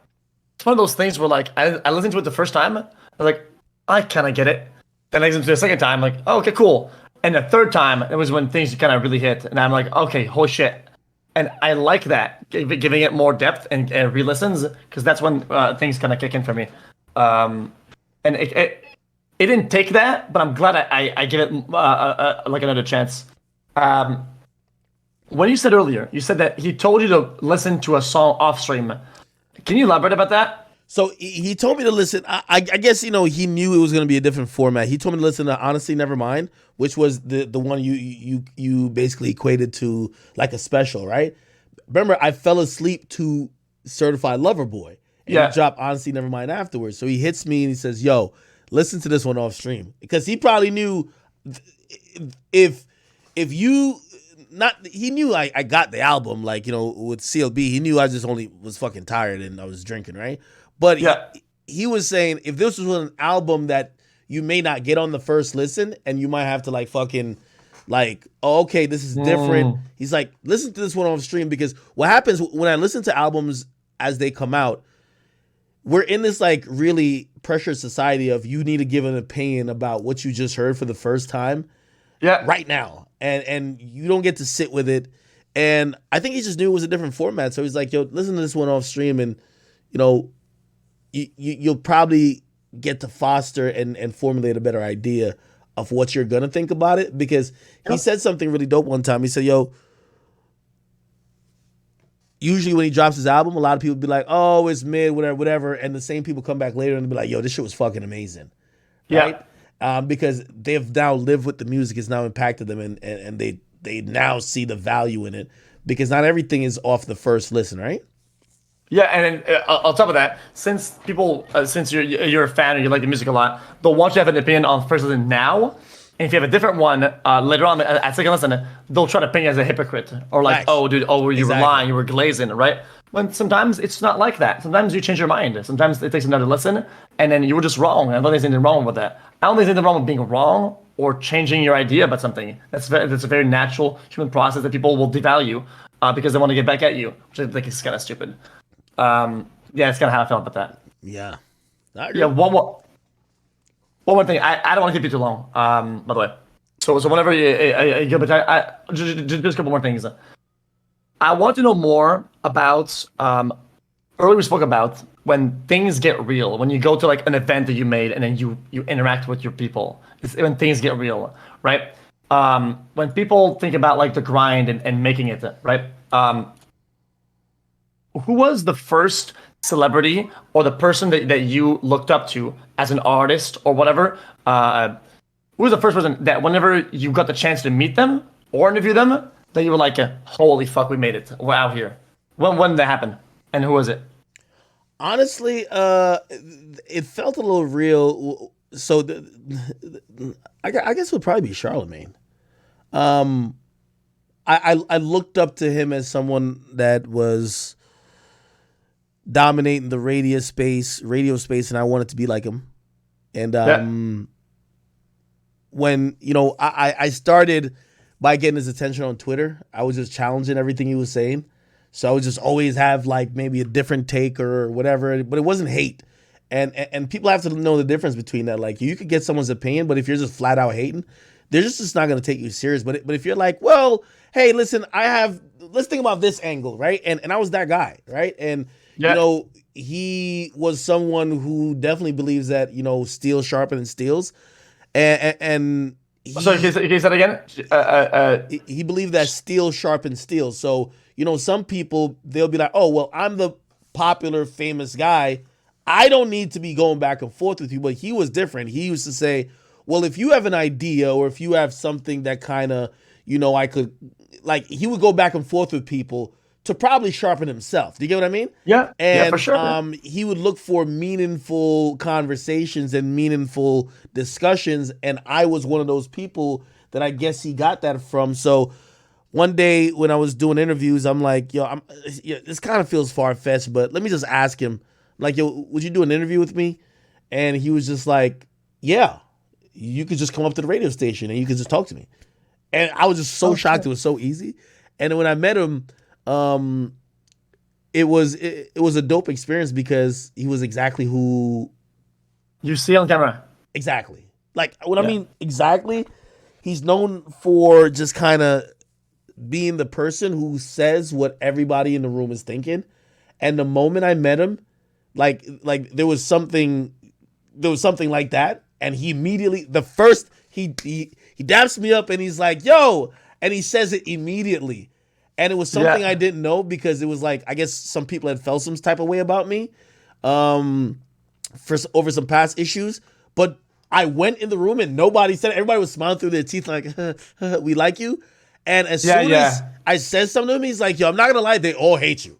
Like, what did you do? Right? Because he didn't know. And I'm like, oh snap, I had no idea they hated me, but I'm like, I respect you for that, because what I see you being online is the person who always says what everybody's thinking but don't say, and you did the same thing in person. So yeah, I'd probably say that was the first one. Obviously I've had, let me see, rappers who I probably like talked to who I was like, damn.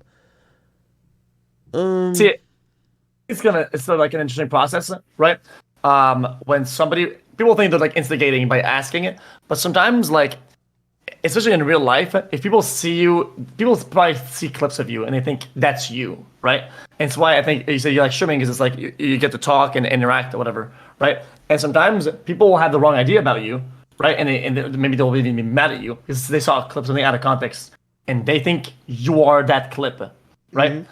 It's cool to have somebody sometimes to be like, yo, buddy, just chill out. Let's see who this guy is. Why do you think this is? And you get to explain it, and you get to add to people get to see you in a different way, like the way you actually are, which is a really good thing. So I can respect that out of this. Charlemagne guy is the guy with that does the Soldier Boy. I was the first one to do this, right? Yeah. He interviewed Soulja Boy. Remember when Soulja Boy did the Drake? yeah. He did that. He's had a lot of historic moments. Complete legend in every sense of the word. Someone who, you know, when I was in just high school, kind of coming up, I was listening to him on the radio, and it's just imagine someone, maybe not a streamer, because I guess it probably wouldn't be streamers back then, but like just say a creator who you used to just think of and be like, how do you get to that level? And you were just trying to figure out a way to even be their peer, and shit, it happened. So, you know, I thought that was like amazing. Yeah, that's really cool. Yeah, you see, I feel like sometimes I would look up to people, right, and I think, oh, they're gonna think I'm lesser or something like that, right? But sometimes people are at the top because they grinded a certain thing for a long time, and people that are even really small or growing, right? They have the same type of behavior, just didn't do it long enough, and that doesn't mean that they should be devalued or they're lesser. People that give you a chance is really cool. So I'm glad you had this interaction with him, and that he was like that. It's kind of cool to know about people that do that. I respect this sort of behavior a lot. I'll tell you this. One of the things I think about is, I hope when I run into someone who is deserving or who's probably looking for the same thing that I got, right, from him, I could kind of also pay it back forward. And for sure, I think I have in my own ways, but you know, you never know. Like, you know, you mentioned a great point. I've also told people this, when, you know, people really think there's some really secret code to like success. And I've always said, no, it's hard work and it's persistence, right? I know a lot of people who, one of my guys, I used to tell him like, yo, you're so funny. Like I used to tell him to do comedy, you know what I mean? Like, yo, you like, you're really good. And he started to do a few things, but he quit like too soon. And I'm like, dog, yeah.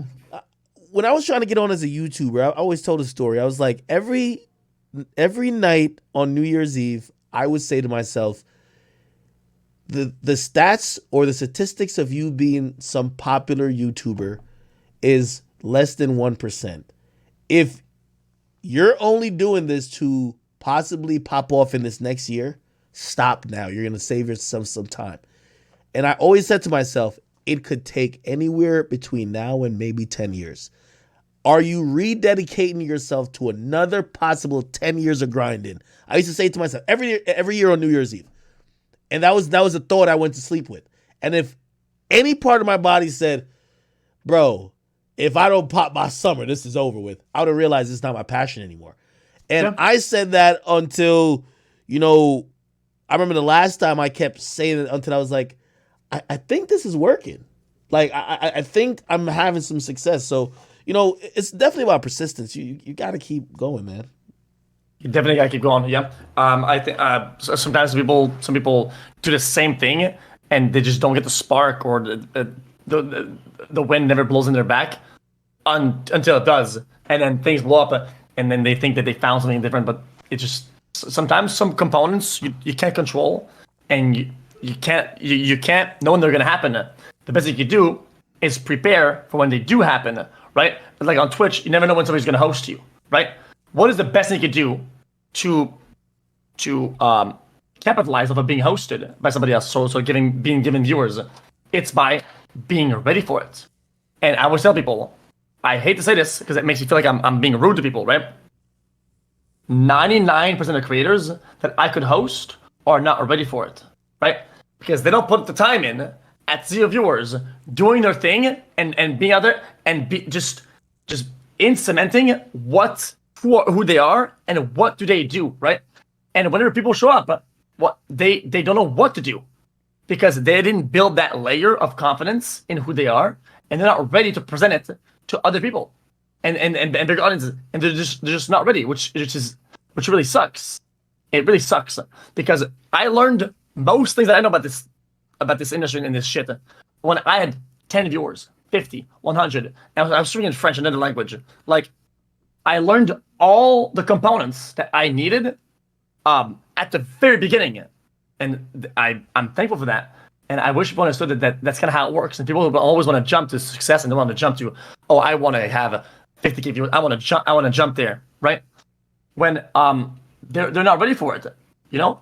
But yeah, it kind of made me feel about the Aiden thing with the viewer drop, right? Like, these are concepts that you kind of sometimes learn when you're a smart streamer and you're ready to tackle on the problem when it shows up.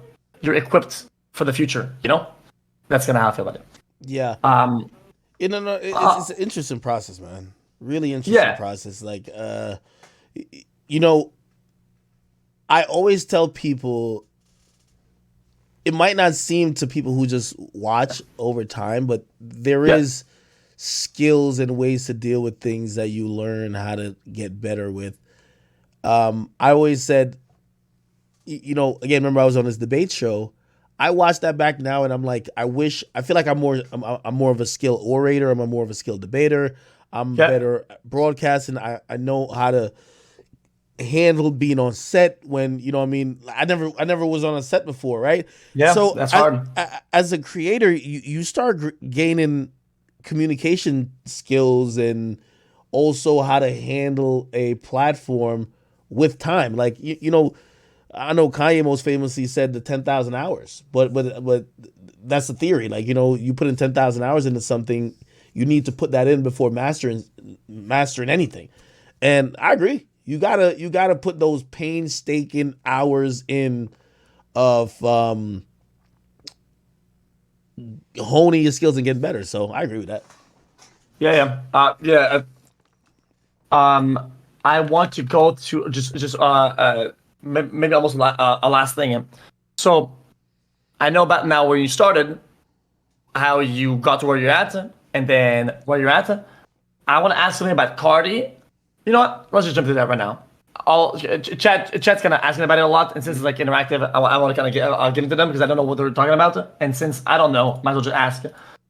People say, ask about Cardi. What does that mean? And if you know what that means, what is the answer? Okay, so clearly, he has an album coming up that they're asking, most likely when he's gonna be dropping. Hey, listen, Cardi's my guy. You gotta wait for him to, you know, green light and let everybody know when it's gonna happen. Also, they're asking this because his last album, I made the announcement, and the announcement that I made, he included on the album as a introduction to one of the songs, a song called Control. So which was literally just a Twitch clip. So, you know, I know. Listen, I remember the same sequence where everyone was just like Cardi, and I remember like going back to like, you know, the people who work with him and everything, and me and Cardi, we communicate from time to time, and just saying, yo, what do you want me to tell these people? Like, yo, these fans, like they have an undying love for him, and they just want more music, and it's coming. It's just on his own time. Like, it's gonna happen. You know, like I can't tell you guys that I'm not either permitted or I don't know. I guess that's the best way to say it, right? But as soon as I can, I would. You know what I mean? Makes sense. Yeah, I mean, yeah, because he's got to do the art for you to talk about it and say that. I mean, you can't cut the process. You're not going to show up at the studio and be like, "Yo, Cardi." Yeah, and also, like, he's a very careful and calculated person. Like, the timing, some people believe he takes too long, or he like, oh, you're late. No, he's dropping at the perfect time for him, and that's even part of the art. The weight is part of the art. And that might, I know there's some fans that might be like confused and they're like, the weight is part of the art, right? Yep. If you were supposed to get this immediately when you felt you wanted it, you would appreciate it less. Just remember that the weight is part of the art. And that's as much I really can say. Yeah, for sure. Also, sometimes I feel like the people don't know what they want, and they'll portray like, oh yeah, I want this. If you give it to them, and they're not really fulfilled. But sometimes the people that make it, right, they know what to give to the people and the when, and that people need to, I think they need to trust that. Because sometimes people need to trust the artists and the producers that are doing this shit, that have done it for a long time. Because they understand their own market and they know what they're doing. One thing I like about Cardi is that when he drops, he is the leader of the orchestra. He's the concert leader. He could drop something that might be totally left field. That is the art. And you're going to appreciate it because it might take some time. But once you see shit or hear shit through the lens that he's going to create, you're going to realize he's created a masterpiece. And I like artists like that they don't. Some artists I know create art to try to give the fans what they want. They're like, oh, the fans said they want this. Let me give them this. And then some people say, here's the art. And that's the beauty of a real leader, right? Where you create without the you create the art and then you think about how to make it palatable for it to be consumed. You don't only create the art that you think will be able to be consumed, and that's a big difference. Yep. Because then you're working way backwards. It's like then you're losing it, like what you want to do. I feel like, or what they want to do. Yeah, which sucks. And I'm actually kind of saddened that I would assume a lot of music labels, record labels, are pressuring people to release stuff that they don't even agree with themselves, and people feel like they're losing touch with who they are as an artist to give the people what they want.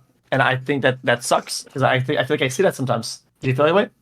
Yeah. So this is a story of a lot of artists. If you ever hear a lot of artists, 50 Cent once said this, and it's so true. He's like, he said the reason why most artists' first albums are their best is because you have your whole life to make that album. And you get to draw from every experience and you get to give this body of work that now people could enjoy. But after that, what the music business is that you go on tour. You have to go do meet and greets. You go here, you go there, you're all over the place. And in another year, you are required to turn in another album. You didn't get a chance to live. Say on your first album, you were rapping about the breakups you had, the moments of success you had. You got to live life to get that content to rap about and create art around. But now you're a hamster on a wheel, going from here to there, doing this, that, and third. And now you need to create an album that matches that album that when you had nothing to do and only had to live life, you have to create an album that could match all of that in content. And some people are imaginative enough to draw on other parts of their lives, but sometimes it's hard. And that's why, certain artists get burnt out, or sometimes people just feel like the product is getting worse. Okay. Well, then the insight you're giving me kind of makes me think now why so many SoundCloud rappers, a lot of them made it and a lot of them fell off. People say they fell off, and I never agree with that. I will never agree with that take unless somebody proves me wrong. Where people say somebody fell off because somebody will go on SoundCloud and they'll release like 100 songs and it's all shit, and then nobody listens to them and they work hard at it, bang bang, 100 songs, and on the 100th song, right, it's a massive hit and it goes crazy, and now everybody's looking, when's the next song coming? What? And then for them, it took them 100 songs to get to that one that's good. What makes you think that the 101th song, the next one, will also be a crazy hit? That's incredibly hard to reproduce and get there again. That's incredibly difficult. And people are overly critical about that, and they'll make them feel bad, like, oh man, they fell off. And I can't agree with that. Does that make sense or not? Yeah, no, it's incredibly. I've always said rappers like running backs in the National Football League. If you look at the running backs in the National Football League of all positions, they have probably the shortest shelf life and peak life. Usually, sometimes most rappers they'll get on by one song and they'll make another song kind of similar to it, do a remix, do a couple features, and then they're enjoying a run. Usual rapper run, like, is about like 3 years. It's just hard to like the culture of music changes so much. It's hard to stay at a stagnant position. I've always said fame is fleeting. People don't realize that. 5 years ago we are talking about some of these guys, like, the dude would be like, got him, or whatever the case is. Like, they might not be as popular today as they were then. Like, I was talking about Wealth and the Great, if you didn't get the whatever. But yeah, Yeah, everything is fleeting, right? So it is. even your status as a Twitch streamer. What I mean, it's fleeting. It's never stagnant. It's never like, okay, every time you get on from here till eternity, you will get this amount of views and nothing else. And, it could always go up and down. And because life is ever changing and most of the things that sometimes we covet is fleeting, you get to realize how special those moments are that you're at the top. And when you're Yeah. at the top, unfortunately, sometimes fans look at those moments and say, oh, it's easy to get there, or it's easy to remain there. But it's not. It's only a few people. Like, for example, the reason why Drake is just such an enigma, he's been there for like 15 years, like just literally at the top. And he's found a way to do, but as easy as that he makes it look, he has to come out with a hit song all the time. If he, All the time. he has to create a verse that's like wowing us with 50 quotables all the time. And no one could keep that up. You know what I mean? Again, he's a unicorn.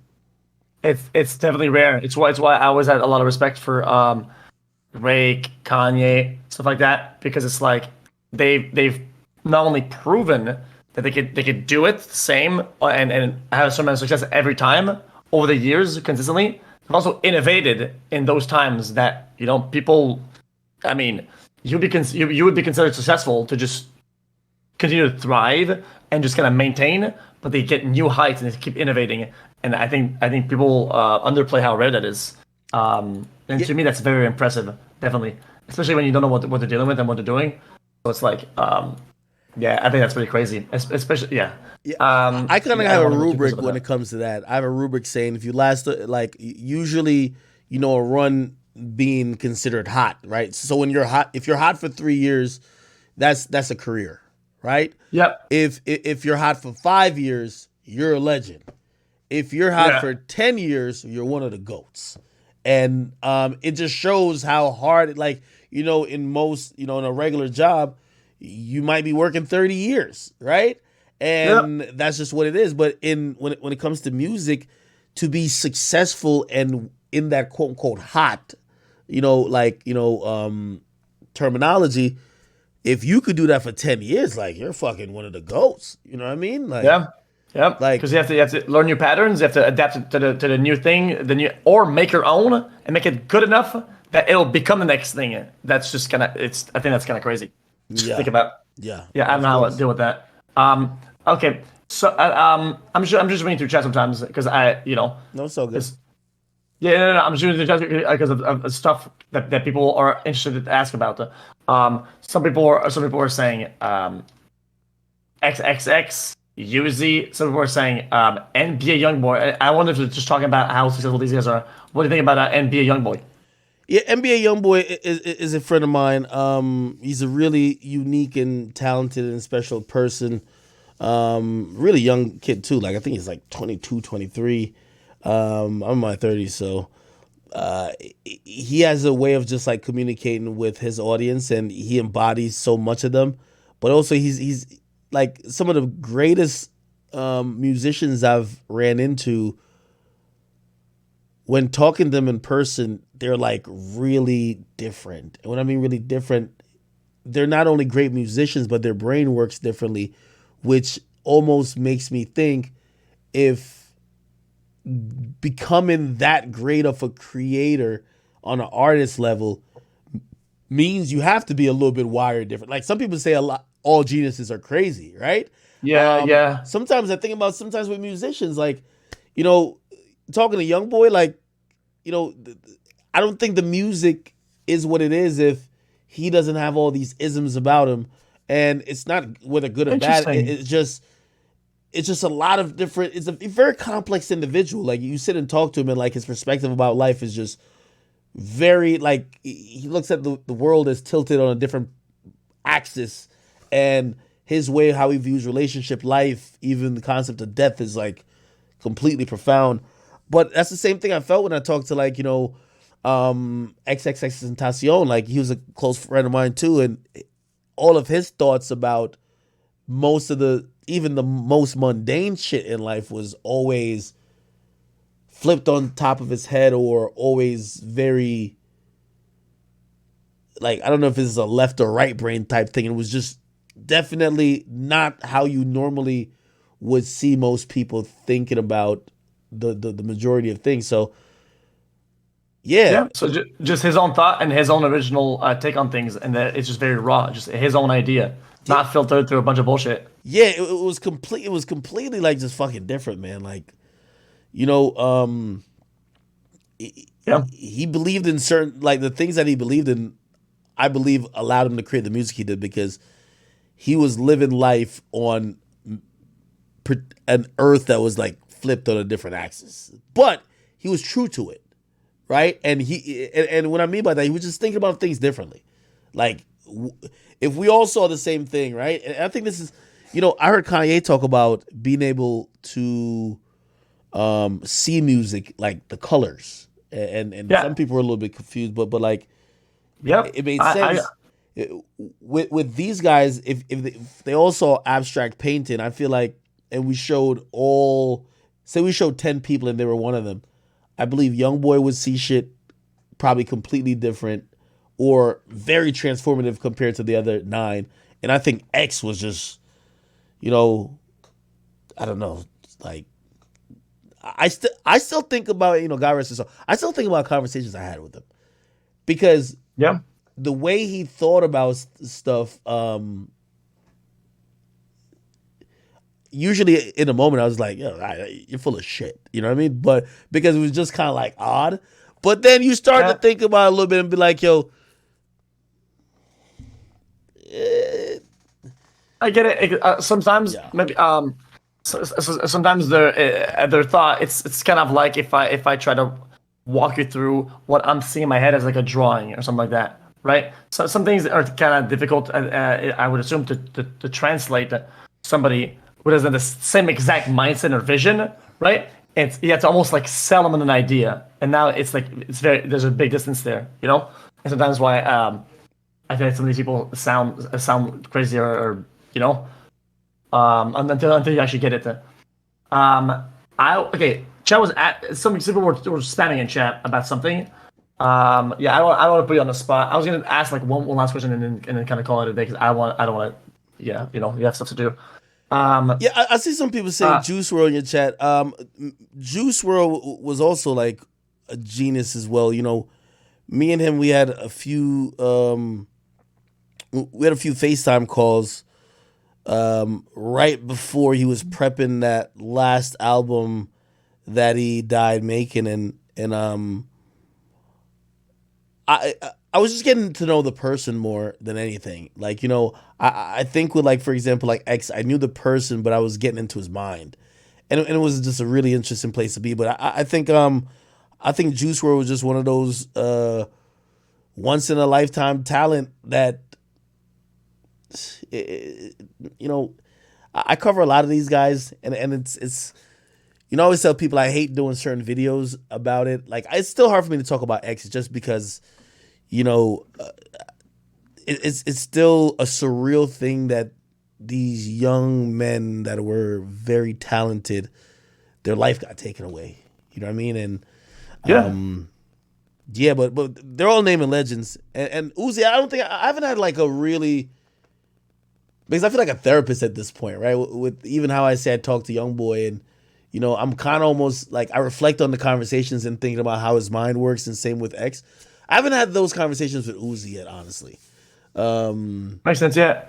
I mean, I'm sure they would somehow at least give you a bit of credit and value your opinion a little bit, because even though you're not, let's say him or him, I think you talking to one and you talking to another, you talking to another. You have like a lot. It gives you a lot of tools to understand. Well, another might go to because there's maybe some correlation there. You know, you're kind of like the web in between. And I think that itself holds a lot of value. I think you shouldn't underplay that. Um, You're right. I'm not. Every time I have somebody I'm talking to, people always want me to ask some dumbass shit, right? Like they're gonna put some names out, like a girl's name. I'm like, okay, this is probably his ex. This is probably his. I'm like, okay, we're not gonna Now, I fucking don't go think there. they know So my I'm ex thinking, on here. They're probably just gonna say random stuff. Yeah, no. uh, You can say what, whatever. what, It doesn't matter. what happened between you and Blueface? Me and Blueface. So, Blueface, I believe, is an abusive relationship with his girl. Like we saw some videos of like, he's wearing shades all the time now. I see him with a black eye, this and third. So I basically told him, I'm like, yo, listen, man, you got to get out of that situation. He didn't appreciate it that much.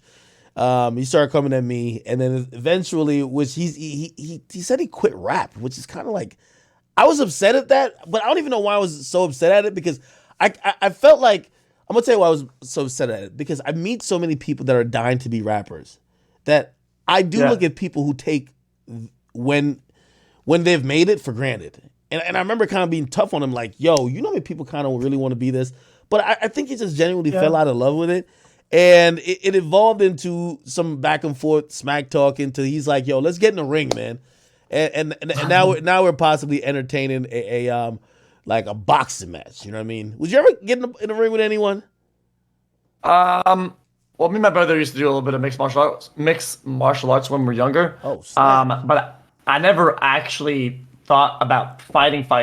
But believe it or not, I think it's cool to know a lot and be ready to fight if you have to. But I think doing the action of fighting, I think, is unnecessarily risky. I think like the listen, I sound like a fucking mom trying to put a helmet on his kid. Okay, but I just think it has there's a lot of things like CTE and stuff like that, injuries. I think a lot of things will ruin your life. Like one bad punch, one bad fall, and I think that's like a risk that I'm not.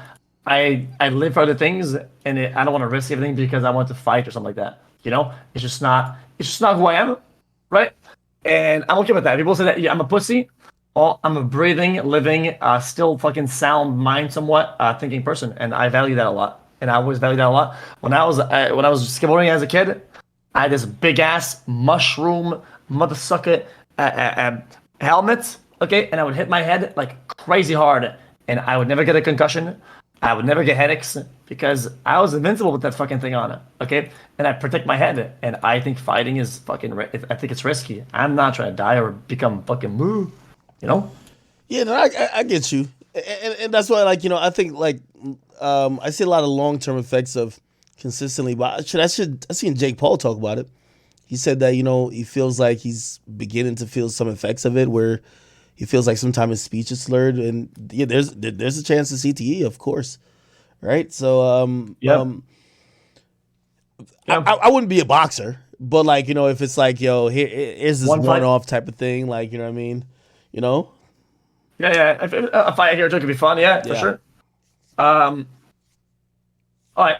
Um, closing it off. With your current ongoings, where do you think is like the point where it's done and you're over? Like, what is the point you really want to get at, right? And you're like I had a fulfilling career. Like, this is the final height.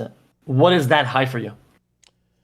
I'm glad you asked that question. I'm in a process of searching because I feel like Okay. I develop new passions, and like for example, I'll tell you some goals for this year. I kind of want to start expanding my brand a little bit more.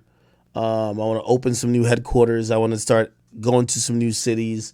But the reason why I said I'm in the process of searching is because I I there was a moment I thought that being here would be the final point where I would just be like, oh, I'm just super happy. I have like some nice cars and I live in a nice house. And no, I'm at the point where I'm like, yo, try to do different things, challenge yourself, just like you've always challenged yourself. Why not try to Yeah. do a comedy show? Why not try to write a book? Why not try to be in a movie? Why not try to shoot a movie? And it's those things that like, passion projects that keep me, because I'm not sure if this is exactly healthy or not, but Go ahead. my entire life is this. Like, this is what I enjoy the most. Yep. The thing I enjoy the most, like, I feel this is cliche, like, Keep going. Big Sean said it one time. He was like, F a vacation, I feel better at work, right? And it's sounded corny a little bit, right? But still, like, No. the thing that gives me the most fulfillment every day is literally having the freedom of saying, I'm gonna get up and I can't wait to entertain. Shit, when I get on stream, I'm about to like I feel like a basketball player. When I get on stream, I feel like I'm like, I gotta drop 30 at least, But even now, it's like I feel like once I've had an audience that's kind of like growing up with me, I'm like, it's like limitless what I could do. Like, I literally feel like I could shoot like I'm about to start doing some documentary stuff, and I want to do like a premiere. Like, I want to do everything, bro. And it's passion projects that's kind of pulling me from thing to thing. So if you ask me what's the final thing, I wouldn't even know what form it would take, because I'm still searching. And maybe I get to a point where I'm like, I'm just completely like done. But like, I'm just not even close yet. So for me at this point, it's like challenging myself, and so there's if you ever heard of Lauryn Hill, Hill made this amazing speech. I love her. She's such a beautiful soul, and also just a brilliant mind, a genius. She said life is all about two things: learning and mastery. And he says, Yeah. and she says that like it's basically like hills and valleys in a bit. And the human experience, we see a lot of people who yearn to just stay at these hills in their life, and they stop growth and they stop progress, because They plateau. they're like, hey, I'm good at this one thing and I never want to do anything else. And like these days, I feel like I'm good at doing what I do. I'm good at my job, and I still want to do it, and I still want to do all the things I do now. But I want to add more things to it. I want to be able to. I don't want to only feel like, okay, great, you've mastered this one thing, but I want to be the person who's learning again. Be like, hey, this is how you're supposed to move on a movie set. This is how you're supposed to act in a scene. This is how you act. This is how you get these. Like, that seems challenging to me, and honestly, searching for challenges is kind of what's been like. Like, I'm terrified of getting on a stage to do comedy, but that's what it's told me this year. You got to do it. You got to do it. You got to go. You got to go overcome that fear, because that's what makes, like, I ain't gonna jump out no plane or nothing, but that's for me what makes life like. And even if I fail, right, I know myself. I'm like, all right, come on, go do that shit again. Fix this. Work on this. Be obsessive about it. And I think that's beautiful, though. You know what I mean? Yeah, I mean, it's the fear, and then the branch between success and fulfillment, and then disappointment, right? It's that ecosystem that keeps you into the loop, right? It's what makes you do it in the first place. And on top of that, I think now that I understand your path on how you made it over here, right? I think I get that you found the system that you like, you're passionate about, and you've learned about the system until, and then you learn more and more, and then you mastered it, right? And it's cool to get at certain heights and make it somewhere, right? But I hate to be cliche about like it's the journey, but it's really the getting better at understanding these systems.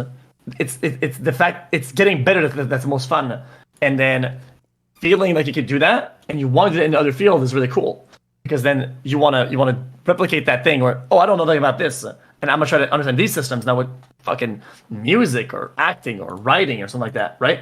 And that's what makes people what they are, And then people will always go and they hate, and they'll say, "Oh, dude, yeah, but you didn't go to school for this." Who gives a fuck? Who cares? Yeah. When you're somebody who finds systems, understands them, and then makes something with it and succeed, you can do whatever you want. There's no boundaries. So I'm glad that there's no retirement. That's kind of how I always felt about it. Yo, I'm gonna be honest with you. I really enjoyed my time with you, man. I don't want to keep you for too long.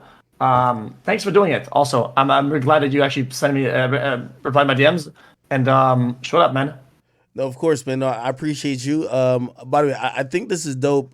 I think you're doing some really positive shit with your platform. You're allowing creators who may not have access to your audience to be like, hey, listen, Let me get to know you. This is a very, I feel like this is a humble move of yours. You get what I mean? I don't think you have to do this, but I think you definitely open up your platform and also like your mind to like see what other people have going on and genuinely be interested. I think that's dope, bro. So I appreciate you. Thanks, man. I appreciate you, and thank you. Yeah, well, I can't say anything more. That was fucking perfect. Thanks for everything. Thanks for your time. And man, fuck. Good luck with the future and everything you're doing. Anything you're working on that you're proud of that you want to share, or shout out something like that, or if I do a podcast on Spotify. Salute to Spotify. Yeah. They're my partners. It's called Off the Record. I do, obviously I stream here on Twitch, but like other than that, I'm usually doing my podcast. I sit and have great conversations with random people. You know what I mean? I've had some very entertaining episodes. If people could check that out, it's called Off the Record. That's all, brother. Yep. Wicked. Thank you, man. Thanks again. Have a good night. Have a good rest of your stream, and hopefully we meet again, man. Of course, my brother. Take care, man. All right, peace. Peace. All right. Whoa, what the hell is this? All right, chat. All right, okay. Now, your XUC, very cool dude. I like him. He's humble, man. Yo, we're almost going on 8 hours here. Yo, chat, this means y'all not seen me for like 2 years. No, I'm playing. I'm playing. Relax. Oh, let me get out of this chat. No, he's a cool dude. All right, people. Why does everybody keep telling me, yo, AD quit his job? Like, what's wrong with y'all, my dudes? Let me see. Can I get the webcam back on? Okay. Chat, I ain't gonna lie. I'm pretty much at the end of the fucking stream. I was about to get off, then I talked to my mans. What's going on with AD? I'll look at, what's AD's thing? AD was on live tweaking. 80 live. Well, I gotta give what's community. All right, come on, we gotta get down to the community. Here we go. No, he started by saying shit that he literally started by saying shit. Okay, that Adam had told him. This is what I'm saying. Like, was it a situation where, man, crazy, right? Nah, bro. Nah, that's not, bro. It's a cold game out here, bro. Listen, you can't trust one of these niggas. And my thing, bro, is like, bro, Lush, why are you talking to people, bro? Yo, brother, I ain't gonna lie to you, man. Like, I can't get too invested in this, my nigga. Like, bro, I really feel like this is a script. Like, I don't even feel like none of this shit's real, man. Cause somebody just tell me, like, yo, give me the shorts to this shit, man. Like, what happened, bro? So that Lush dude is out of here. Okay, whatever. My nigga, is there anything? I am definitely not going for another 5 hours. I'm getting the fuck off of here. Oh shit, I was about to call Aiden again. Shout out something like that? Or if I do a podcast on Spotify. Salute to Spotify, they're my partners. It's called Off the Record. I do, obviously I stream here on Twitch, but like other than that, I'm usually doing my podcast. I sit and have great conversations with random people. You know what I mean? I've had some very entertaining episodes. If people could check that out, it's called Off the Record. That's all, brother. Yep. Wicked. Thank you, man. Thanks again. Have a good night. Have a good rest of your stream, and hopefully we meet again, man. Of course, my brother. Take care, man. All right, peace. Peace. All right. Whoa, what the hell is this? All right, chat. All right, okay. Now, your XUC, very cool dude. I like him. He's humble, man. Yo, we're almost going on 8 hours here. Yo, chat, this means y'all not seen me for like 2 years. No, I'm playing. I'm playing. Relax. Oh, let me get out of this chat. No, he's a cool dude. All right, people. Why does everybody keep telling me, yo, AD quit his job? Like, what's wrong with y'all, my dudes? Let me see. Can I get the webcam back on? Okay. Chat, I ain't gonna lie. I'm pretty much at the end of the fucking stream. I was about to get off, then I talked to my mans. What's going on with AD? I'll look at, what's AD's thing? 80 was on live tweaking. 80 live. Well, I gotta get what's community. All right, come on, we gotta get down to the community. Here we go. No, he started by saying shit that he literally started by saying shit Okay, that Adam had told him. This is what I'm saying. Like, was it a situation where, man? Crazy, right? Nah, bro. Nah, that's not, bro. It's a cold game out here, bro. Listen, you can't trust one of these niggas. And my thing, bro, is like, bro, Lush, why are you talking to people, bro? Yo, brother, I ain't gonna lie to you, man. Like, I can't get too invested in this, my nigga. Like, bro, I really feel like this is a script. Like, I don't even be feeling like none of this shit's real, man. Cause somebody just tell me, like, yo, give me the shorts to this shit, man. Like, what happened, bro? So that Lush dude is out of here. Okay, whatever. My nigga, is there anything? I am definitely not going for another 5 hours. I'm getting the fuck off of here. Oh shit, I was about to call Aiden again.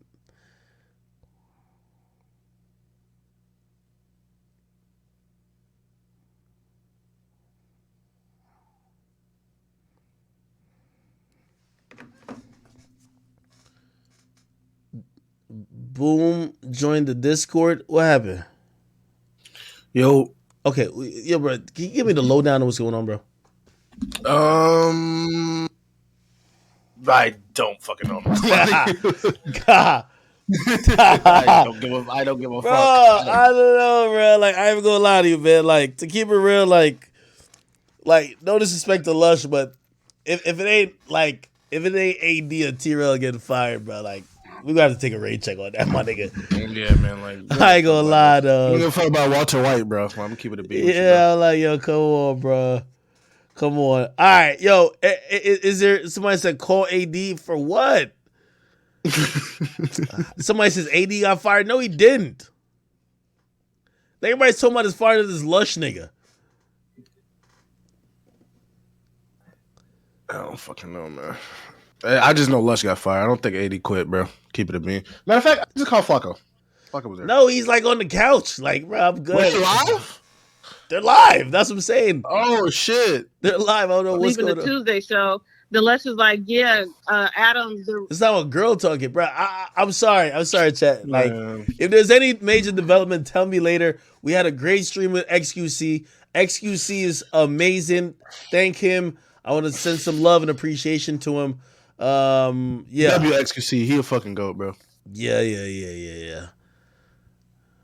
Now, he been trying to interview you like a month, 2 months ago, bro. Yeah, I think you had told me that, and I felt like Yeah, I didn't even really know. he had you on a list type shit, bro. He was on a list. I was like, oh shit. So when that shit happened, I was at Walmart like, what the fuck? This nigga XQC really joined the stream? He was pretty cool, bro. I'm not gonna lie. XQC was pretty cool. 80 didn't get fired, bro. Stop, bro. Like, y'all trying to just, yo, 80 would have been flaming him up, bro. Like, stop. I'm gonna look for it when I'm gonna look for it on stream. I'm gonna find it. I'm gonna let you know if it's trap or not. All right. Holy crap.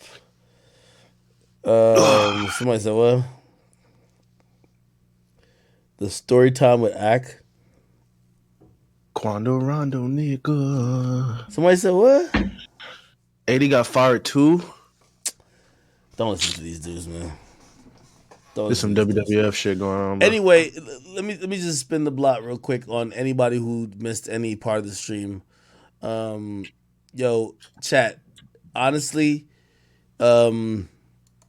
yeah, I think I explained the whole thing when it came to the show. The show just didn't happen. I was the one who put up a lot of money for it. I'm getting my money back. There's no animosity there towards nobody. Charleston White completely understands. Charleston White, you know, in hindsight, prefers not to even do a show in New York. So again, it's no harm, no foul. For the people who obviously were offended by the comments that he made, you know, for example, if I was gonna do a show or do an interview with Kanye, it doesn't mean I stood with him on the comments that he made about Jewish people. Charleston is his own sovereign man, and he could make his own choices and his own decisions. And by the way, this is a possibly repercussion, I guess, right? Senators got involved. They made a few calls. The venue were trying to say we should probably just take him off. So now just clip the whole show. Charleston was okay with it. Not that, I don't know if he had a choice, but still, right? It's not like Charleston was like, no, whatever. Yeah, and possibly we're gonna do another show. It's gonna be more. It's just a DJ Academic show. We'll figure out a date for that. But also, it'll be to be determined if we'll try to do something with Charleston again. Who knows?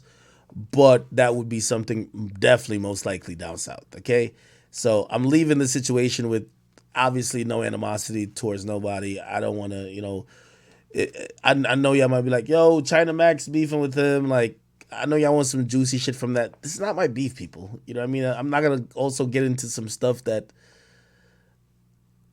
like, I don't even want to get into a beef that now has an angle of going against a group of people, like an entire race, right? So, whatever. Inum Guts, thank you for all the gifted stuff. Yo, Inum Guts is going so fucking crazy, dog. My boy's going so ridiculously crazy. Let me just shout out my subs before I get off of here, man. I did a whole 8 hours. It's 5 minutes from 8 hours. And I appreciate all of y'all. I did a podcast or a second podcast with Joe Budden today. Trust me, I am exhausted, bro. I'm exhausted. All right. Let me just read out who's gifted subs. Inum Guts, thank you for the new 10 gifted subs. I think you're the all-time leader, brother. Someone said Dirk's live. No, he's not live, bro. Like, yo, chat. No, he's not live. Is he live? No, he's not. Lil Dirk, is he live? Woo! Yeah, all right. I'm about to say, man. Get out your feelings about all these hoes. Man, get in your feelings about your hoe. Get out your feelings about all these hoes. These hoes is fucking. These hoes is for everybody, man. Damn, you can't save them all, broski.